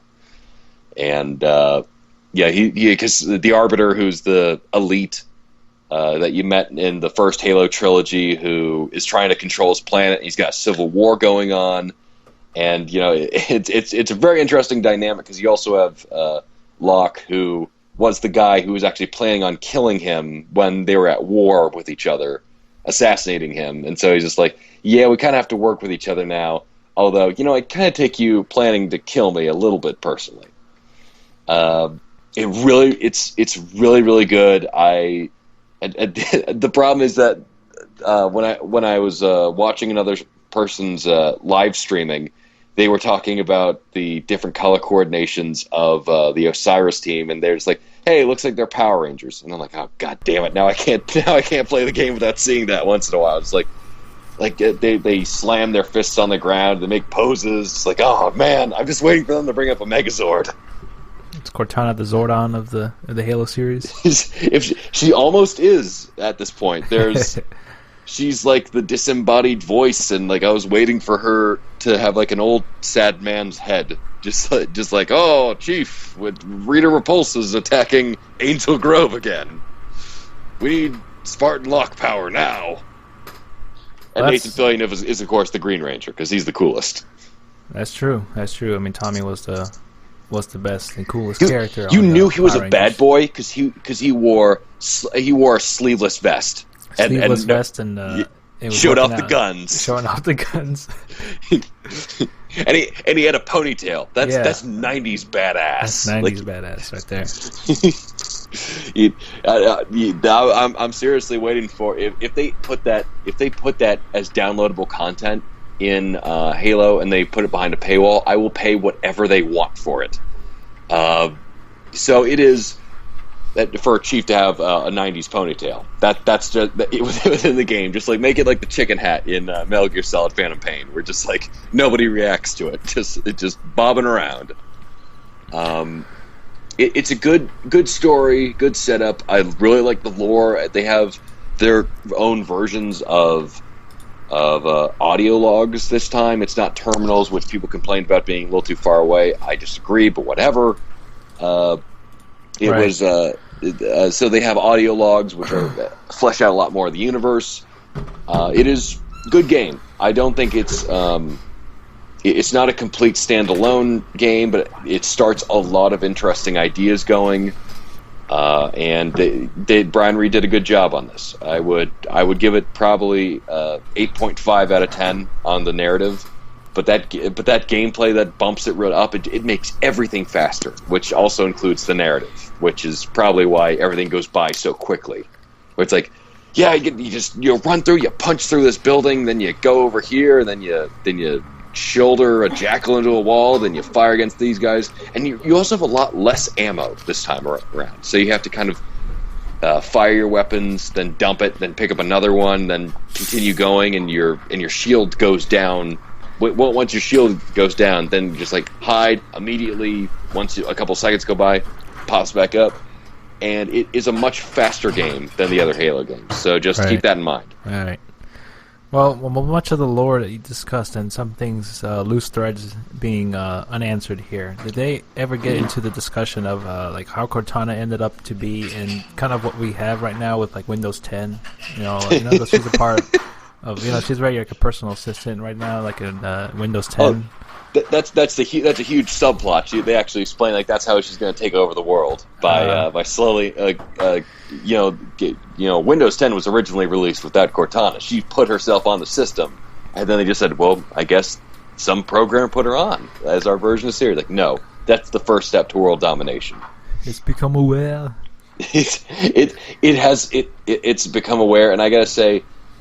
Sadly, they don't try to make, for me anyway, as a male gamer with a male gaze, they don't try to make her any sexier than last game. They have that increasing bar of sexiness, just like first game, second game, third game, 4. It's like, wow, just good on. Like if I need to find out whoever was the physical performance actor for Cortana in Halo 4 and try to court her because she is absolutely lovely. Yes, that's very true. So, it's probably not real, but whatever. Yeah. Speaking of another lovely thing, recently when my internet was working all very nice and fancy, I was had the opportunity to stream the finale, chapter 1 finale of Metal Gear Solid 5, which I thought which I've heard is not like when you get to that point, it ends with like credits, so it makes it feel like you finished the game, but it's still like more to go. It's a really weird structure. It's a weird structure that the whole game is been ever since I started playing it. It feels more like a mobile game on a console, in a sense. Like they really have it presented in a sense, like episodically. You can always kind of get back and kind of refreshed a little bit, and you're like, you go back in there as like previously on this edition of Metal Gear Solid 5, and you get all these bounds of credits, like Kojima sticking it to Konami with his name all over the place in every level and mission that they call episodes and stuff. No, I actually I'm still gonna play it. I mean, I'm really interested to see with the little spoiler, not with the little kind of little sizzle reel that they had going at the end of chapter 1, kind of telling you like what's to come after this, and I really am more interested to see what happens. There's some like really interesting things going on with like some of the other side characters that I didn't think I'd see it again. Like apparently, some more things going on the with side. With Quiet there, and other characters that I won't say without spoiling, because they're kind of big little reveals on the side that happen as you kind of explore the mother base that you happen to stumble across accidentally. And D-Dog has a huge storyline. Oh really? Yeah, I haven't seen D-Dog in a long time. Ever since I got quiet. Oh, go ahead. He turns out to be the big bad of the entire franchise. It's like, you think he's the reason everything goes wrong. He is the Patriots. Is he the same dog as we see in the Silent Hill 2 ending? Oh, yes, exactly. He's working controls at the very end. Just Hideo Kojima sitting next to him, just like, yes, this is what the entire series has led up to. No, I mean, I really want to play some more. I mean, that finale was just kind of spectacular, especially with that big boss battle you have with the giant Metal Gear Ray kind of Sahelanthropus. I always forget how to pronounce it. It's easy to say, hard to pronounce it when you actually look at the spelling for it. Have you tried to actually spell it, just like from memory, just like Sahala? Hell no, I can't even pronounce Big it. Metal Gear, new Metal Gear. first three letters. No, it was a really cool kind of built up to that finale. It was like epic and grand scale. It almost felt as good as like the beginning of the game. Like I really was because for me, I mean the game had like the best opening I've ever seen. Oh, and the man who sold the world. Yeah, with the great music and just the lens flare ablazing, and just like a whole bunch of crap going on, and you getting this high filled tension moment of you trying to get out of this hospital with like a bunch of guys shooting everybody in line sight, and you kind of avoiding gunfire and getting stuck. That's such a tense scene. The part where you're like you get stuck in between all these crowds of people, and then the gates lock behind Snake and in front of him on both sides. It was like, and they started shooting. That was so good. Mm-hmm. That is one of the best openings, and it's also so ballsy of them to do, because it's just like, yeah, we're taking almost all of the control away from you, and you don't get to really participate or even walk like a human being until the very end. And even then, it's like, you're still kind of struggling. Oh yeah, that's for sure. And like even, I got lucky at the end. I thought I would have a really tough time with that boss in Chapter 1. It was I managed to run away from him far enough to get a hold of this vehicle that shoots I think missiles or some kind of like high damage kind of ammunition, and I didn't stay in one place, which was my mistake the first time I tried it, because if you just stay there and start shooting at it, it's gonna blow up the tank or whatever vehicle you have. So I just kept moving. I'm in reverse shooting. I just drove forward and backwards, and then I'm able to take his health down all the way to like the very end.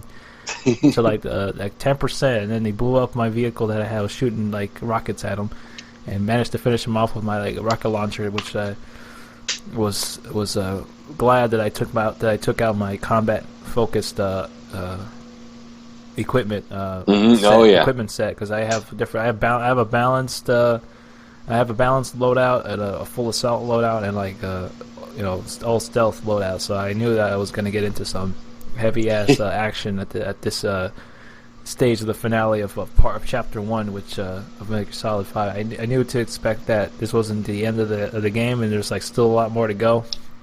Oh yeah, when it's like to be continued, you're like, ah man, I really need to prepare. Yeah. I mean, 50 hours of playing that game, and I just already finished chapter 1. And there's still like another. I think there's another one, right? I don't think there's a chapter 3. There's all discussion. There's 2 acts. I want to say 2 acts. It's like the one that was like revenge, right? Chapter 1 was revenge, and then the second one is race, right? Yeah. Yeah.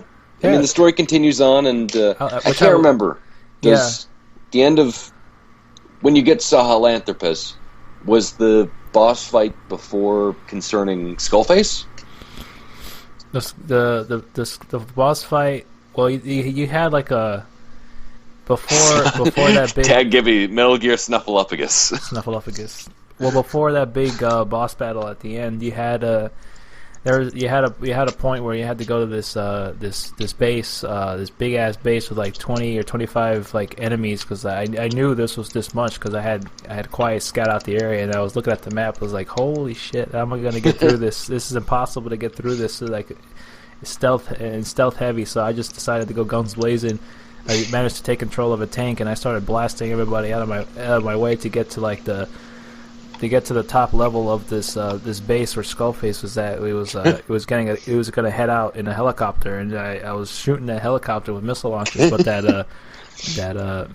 was it the other character with the gas mask was there. I think he was protecting me with his energy field, so I wasn't able to take it out. So I was just running towards the upper steps to get up to the top of the base, and then it just went to a cutscene. I was like, oh, I wish I hadn't spent my 2 missile launchers, thinking that I would be able to do something to the helicopter. It's hard to always prepare for what situation unless you've already been through it, because it's just like, okay, I'm gonna need a sniper rifle, I'm gonna need rocket launcher, I'm going to need this, that, and the other thing, just like because I don't want to, I need to prepare. Like, get an assault rifle, maybe get a sniper rifle. Like, no, like sometimes you're gonna need just like a rocket launcher. I got so frustrated trying to get up to Skullface. I'm like, screw it, I'm just gonna kill everyone and just run up there. Oh yeah, I mean I knew I wasn't gonna be able to stuff my way through that part. Whoa, you all right? What beast do you have in there? Oh, my girlfriend here is freaking out because she got to the point in the Burial at Sea DLC. The Big Daddy appears. Oh my gosh, yeah. She's like freaking out right now. She's fighting Big Daddy right now. It's Booker. I wish her all the best, because that. I tell you what. Eve. There you go. That's gonna make a definitely good a surprise, a definitely good Twitch stream. Yeah, it would have been. You're right. Calm down. It would have been. You should have seen the reaction. When Bug Eyes and Big Daddy, Big Daddy blasting through here. Well done. Oh my lord. But yeah, that was a pretty good lead up. Like I just took over a tank and I started blasting my way through there. I mean, I wasn't getting touched or scared at all. Like I managed to like drive through the whole facility, and I managed to just take out the remaining soldiers that were there, and just went up the steps all the way up to the very top of the building there, and that's when I went into that cutscene and led into like this long ass chatter with Skullface in the car. Them just staring at each other and playing that trailer song we're familiar with from Metal Gear Solid 5. The Sins of the Father. It is a really weird moment, because I think it feels like it's trying to emulate the ladder climb in Metal Gear Solid 3, but it's just like more awkward, because it's just like the two of them looking at each other, just like with the entire car ride, just like, oh, okay, I guess we're just gonna let Sins of the Father play until we leave. Yeah, it was a cool moment in a strange way. I kind of zoned out a little bit what the hell what Skullface was blabbering on about, but I was really into the moment there. Something about parasites and the English language. Parasites, the English language. Yeah, his voice acting gets a little campy at the end with the Metal Gear I'm going burning up. With the Metal Gear going nuts. I'm burning up. He was, yeah. Skullface was kind of. It was a very underwhelming villain in the game. It was a cool moment. I like the fact, he was He had that kind of moment with him. undershown, Yeah. but he was that. I did like he was kind of the behind the scenes villain who wasn't just like a traditional boss fight that you take head on. Yeah, it would have been. I guess I was suspecting that because a lot of the bosses were like that. You kind of face them head on, and they had their own little weird quirks, just like a lot of the memorable ones we've always talked about, like from Metal Gear Solid 3. Vulcan, Saldus. Yeah, all the sniper. The end. And the end was really cool, and the guy with the flamethrower was an interesting one. I mean, there's just a whole lot of the Fury, a lot of spectacle, wonderful little moments in with the boss battles in Metal Gear Solid 3. Here and there with boss battles that were really really well done, with the ones that were like the most unexpected ones you came across upon because you didn't know when to be ready. But at the same time, you kind of knew because the thing is like. The little downside of it was at the credits. They always play. Starring the Skulls unit. Skulls units. And then when I saw that, I was like, oh crap! I gotta change my loadout because I'm gonna end up having to fight these Skull units. Where like they're the biggest pain in my butt in that game. But I got the hang of them after a while. It just ended up me being having to do the melee dodge attacks, melee counter attacks when they come to you, and then they get weak. They get weak that way, and then I take them. You stick the machete through their chest. Yeah, they get weak when you do that, and you're able to do some damage on it. I don't know what your strategy was, but I would do the melee and then run as far back as I can because the damage spread is really big. So I would shoot them with a rocket launcher, and I would do some damage and take them out after a couple of hits. I just kept doing like Fulton recovery a bunch of times to get my ammo, and I would drop them in a bunch of areas here. For my method of destroying them was usually running around like a chicken with its head cut off and praying that nobody would see me, and just like hiding and trying to take them out one by one. It wasn't until much later that I learned I used an assault rifle with rocket launcher explosive stuff, but it wasn't much later until I learned that the shotgun's actually really effective against them. So that was then my method of destroying them later, because they do show up in other missions. But it's interesting because it doesn't feel like the only actual boss fight is Sahelanthropus, because all the other guys are essentially the gameplay versions of the very difficult versions of the gameplay mechanics that you already learned. The only difference is, the snipers are really, really good at being the parasite snipers and trying to figure wherever the hell they're going. Oh yeah. There was a really good boss battle with the parasite snipers. That reminded me a lot like the kind of the end sniper boss battle. That one I had to really work hard on. I didn't have the luxury to really. I think I probably did it once, and they kind of were on to me, but I didn't have the luxury of dropping a Fulton on their heads like I did with Quiet. It's like we saw that before. We're not going to fall for that one. That was a really interesting one. There's a few really good boss battles here and there, but actually, I mean the entire game as a whole. The entire game as a whole is really really good. Especially that segment with Code Talker. You rescue him from that.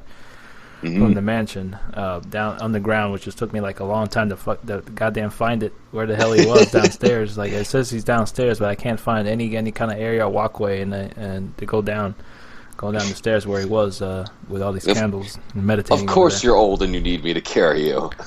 That was a really cool moment too. A lot of really cool good moments. I mean, the overall. Just the way the narrative is presented is a little bit very different than what you expect in the previous Mega Solid games. So don't really go into it expecting like long cutscenes or anything like that. A lot of it is just really gameplay focused, which I don't mind. I mean, the gameplay is really solid. Probably the best stealth action game that I've ever played. So it's a really good balance of both. It doesn't really cap you or really punish you in playing a certain way. You can really go about it any other way, as long as you're good enough to go ahead and go through that process. There's really a lot of different things you can do. I mean, I've really been using quite a lot more, because she's probably the most really helpful cooperative AI in the game ever. She kind of does the work for you sometimes, but I've been just I'm probably gonna go to the route of now of when I start chapter 2. I'm probably just gonna go ahead and go through the main story missions. If I encounter any kind of interesting side missions I want to do, that's probably a little bit different than what the whole 50 hours I've been playing was, which I don't think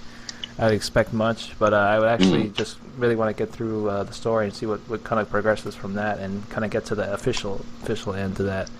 I'm not really too worried about collecting enough staff to really upgrade things, because I just feel like what I have is pretty good, and I've been able to make it so far with that. I mean, I like to unlock some new things to check out. I really want to see some of the PT decoy thing. I really want to see that, but I just feel like I don't know when the hell I'm going to get it.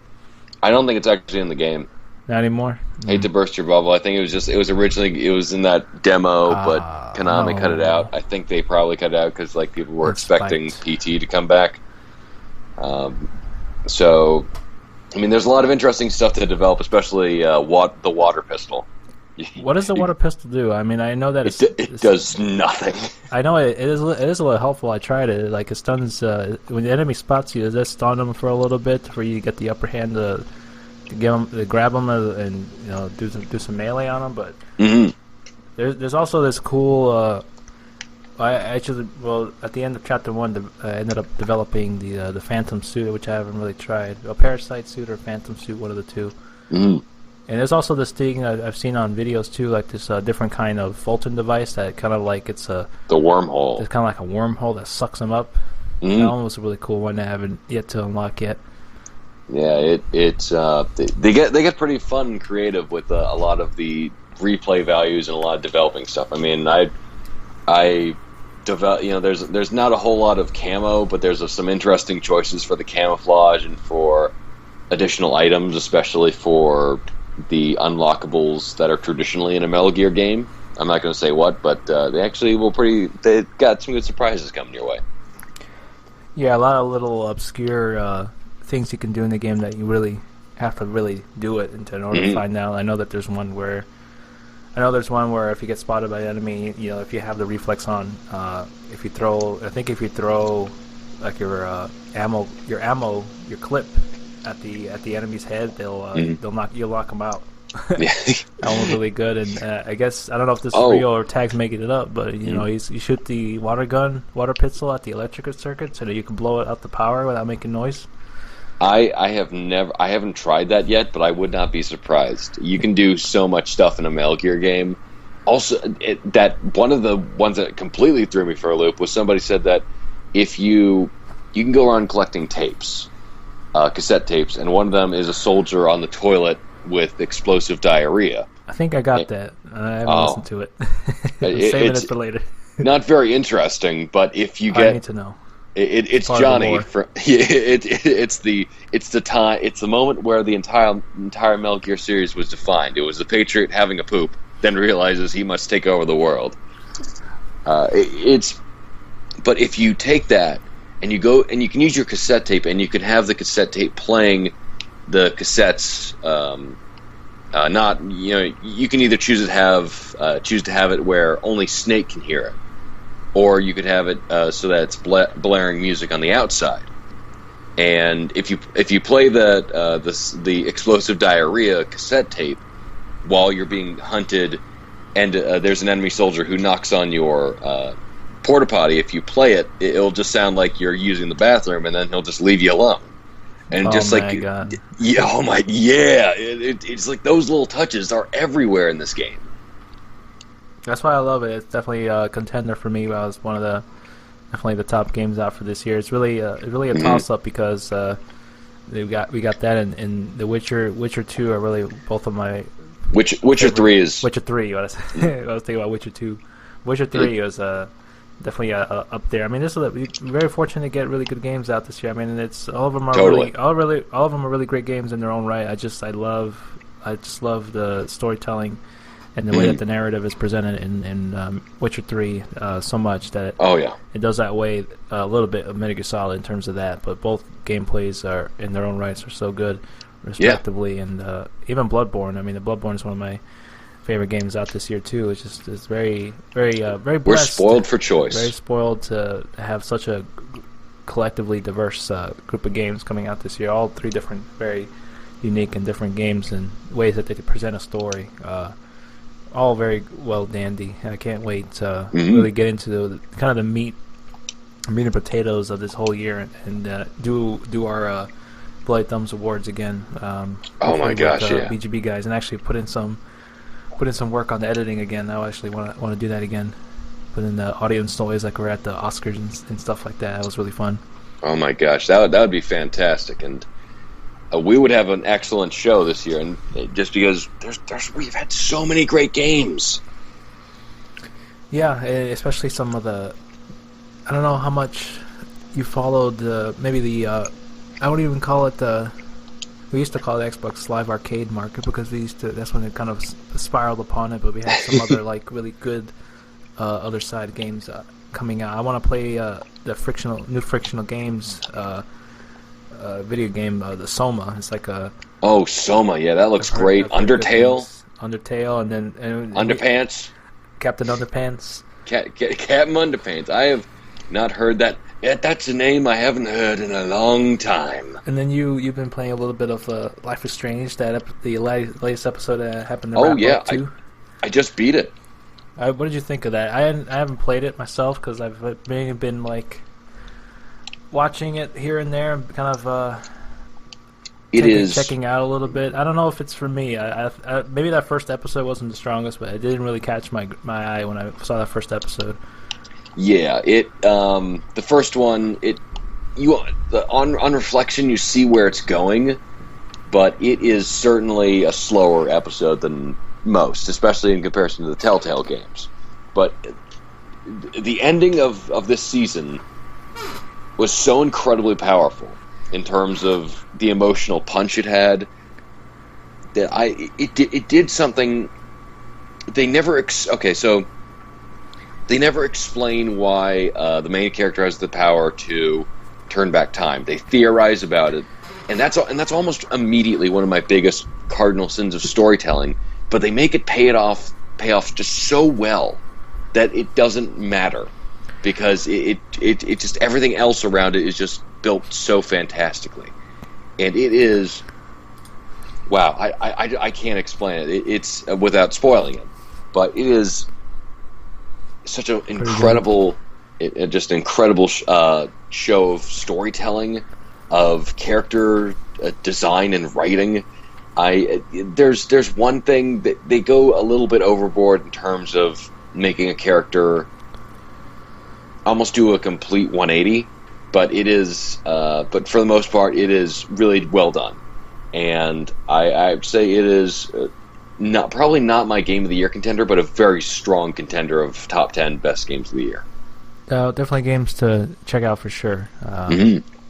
Speaking of which, I actually reminded myself maybe not a game to check out this year, but maybe on a more of a bargain bin price. I think the next episode for the last episode for the Telltale's Game of Thrones game, I think it's going to be out next week, if I do believe so myself. I haven't really been keeping up other than like checking Wikipedia, which don't know how that reliable it is, if it's the official release schedule, but that probably is going to be like one of the other things I'm going to wrap up this year for sure. Also catch up on some other games like Yoshi's Woolly World and Soma. I want to play those. Soma, evidently. I heard, one of the probably bigger not cardinal sins, but one of the bigger problems I have of game design lately is padding out gameplay, even if it's enjoyable, just because they feel like the story won't capture your interest enough. And that's the criticism I've heard of Soma, where it's like, yeah, it's a really interesting dialogue, and you almost wish it was just a walking simulator game without the gameplay. And I hope that's not the case. I'm waiting for a good sale on Steam to purchase it and play it. Oh yeah, I really like that they put it out for consoles too. I don't know if it's available for Xbox One, but I know you can play it on PC and the PS4, which is nice because I always wanted to play.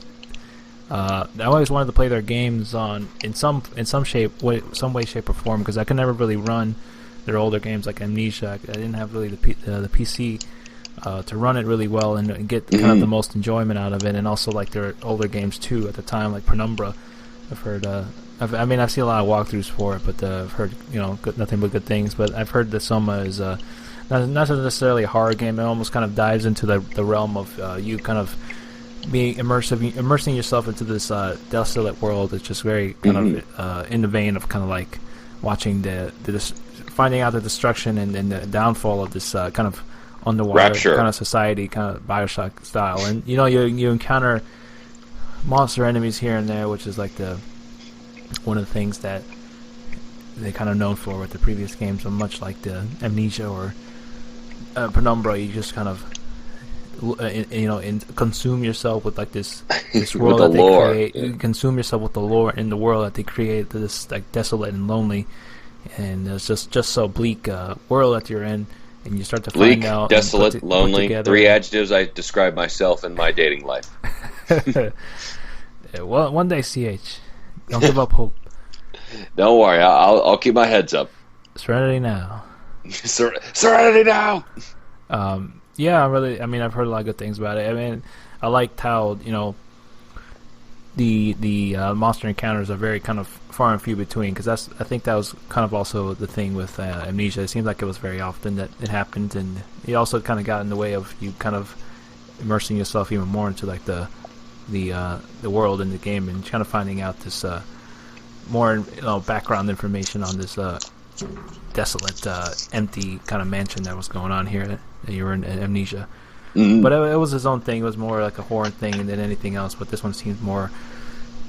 It has more like makes you think. It has more like a lot of interesting themes that you'll kind of take with yourself after you finish it, from what I hear. So I kind of like that. I like that. I'll give that a shot.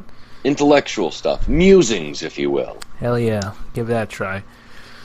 Mm-hmm. We shall see, but I think that'll be about it for me. I haven't played much else besides that fantastic Witcher 3 DLC. God, yeah, I gotta get to that. I promise. I cannot mention it enough. I promise I will get there as soon as I possibly can.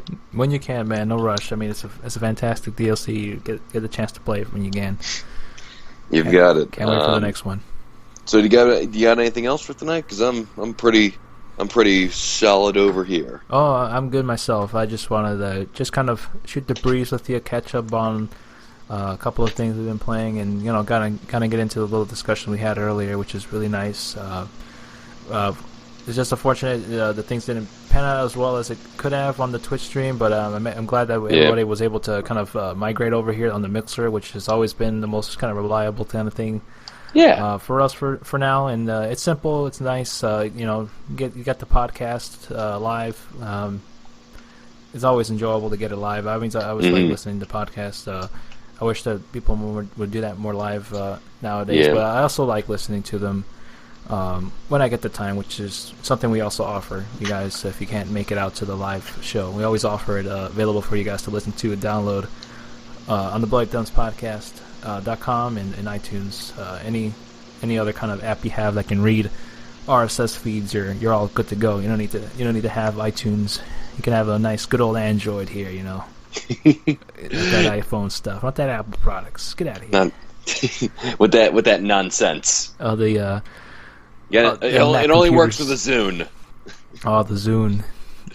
I think I only used it once because my phone, I upgraded to a relatively somewhat new phone at the time, which was like not really new, but it was like a Windows phone. So I had to do a lot of the things I had to do to transfer over, like photos. I had to use the Zune, and that's like it's like Facebook. No one uses it. Oh, I mean, MySpace, not Facebook. It's the Hot Fire. It's the Angel Fire websites. Yeah. So absolutely. I mean, if you guys in the chat, I think Tag and Tokyo Panda, my girlfriend here is in the chat room, but she's too busy playing some of that BioShock, which is. Oh, she's got the right priorities. She's got her priorities straight, so it's okay. She actually got through that Big Daddy boss battle in that BioShock episode 1. You did good, right? You beat BioShock episode 1. You beat that Big Daddy over there. Hell yeah. Okay. Good job. On ya. Good job. And now she's on episode 2. I think this is the one where you play as Elizabeth now, right? which is nice. It's a different little change of pace. I thought this is more like a stealthy gameplay now, right? Yeah. Okay, it looks like it. Yeah, she's walking through, exploring. But no, it's all been good, guys. If you guys got any questions, feel free to shoot them up to us before we go. But as always, you can always check us out on iTunes, and make sure to check out the audibletrial.com/splitty-thumbs to get your free audiobook on us. You don't have to pay anything. You just you have that 30-day subscription. You can cancel anytime. No charges, no BS, no loopholes. You can download any one book you want, and you can keep it and cancel your subscription. So it helps you, it helps us. Why not take advantage of the Audible trial? You get over 100,000 free audiobooks. I don't see any problem with that. So if you're not already you signed win, up we for win, they win. We all win. If you're not already signed up for it, I don't know what you're doing, what your priorities are, but you got to take advantage of this great deal while it lasts. And as always, check us out on the Twitter. I'm at Splinter47, and CH is over at the CH_Gorog, and BloodyThumbsPodcast.com is officially live, as I mentioned earlier. You can check out CH's article up there on the front page. We'll expect for us to be posting some more things. I definitely would like to post some articles myself. I got a few things lined up. I may do like a audio or maybe a written review of not the BioShock, the Witcher 3 DLC. So we'll see how that goes. Looking forward to it. And then we got a last minute question from Tigibby. His question is, who do I gotta bribe to get you guys better internet? Oh, that's true. I have connections. Well, CH's got connections. Puns. It's Belkin. They are our since like episodes 20. Belkin's always been the culprit that's been bringing this podcast down every now and then with internet connections. But we'll see what happens, Tag. I'll keep working on it, and hopefully I'll have a better running stream in general on Twitch, because I really want to get into the streaming again. I want to do that as a regular little part-time thing, and hopefully make something out of it, and and quit my job and start streaming on a full-time basis. That'll be the life. That'd be nice. And I will be there to gloriously sponge off of your financial delights, as any good friend should. And also, I would like to say thank you to all the people who are listening tonight. Absolutely. Thanks so much, everybody. Thanks, Tag. I think Steve Rome was in the Twitch chat for a little bit, and I think Loki was in there. Not the one from Marvel. It's different Loki. Tom Hiddleston's here. That's awesome.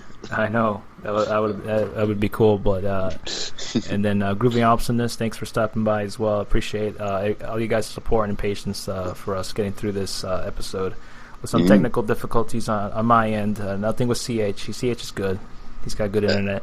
I'm the perfect child. We'll see. We'll see what happens. I will continue working on hopefully getting the internet connection to work. Even with like a wired connection, it seems to be giving me issues as well. But we'll figure it out, and hopefully everything gets up and running. And I'll be hopefully streaming tomorrow around the same time at 7 p.m. We'll see. I want to be streaming some more Metal Gear Solid 5, so I'll let you guys know how everything goes, and hopefully, fingers crossed, the internet connection is a little better, and I'm able to have at least a stable enough stream for me, at least to be streaming an hour of the game, and kind of get you guys my impressions and experiences as I play through more of the Chapter 2 of Metal Gear Solid 5. So we'll see what happens. Appreciate you guys' support. I think you might like it. I will like it. I mean, I liked everything about the game so far. It's not. I mean, the gameplay's always been blowing me away. It's just, and some of the story parts are really cool. So I mean, I don't have a huge problem with it. I like it. No, trust me. You don't need to take my opinion on anything, man. Just knowing you, I think you might like it. I'm not sure, but please, you might, or you might need to ask for Serenity now. Serenity now. Well, Serenity now from this bad internet. Yeah. See what happens. Thanks so much, CH, for taking the time out to shoot the breeze with me. Thanks everyone else. Always my pleasure. For dropping by. For everybody out there, we want to wish you a great day, great night, whenever you listen to this. This has been episode 169 of Bloody Thumbs Podcast. And I am Splinter47, signing off to everybody. Take it easy. I am CH Gorog. So long. Alright, goodbye everybody.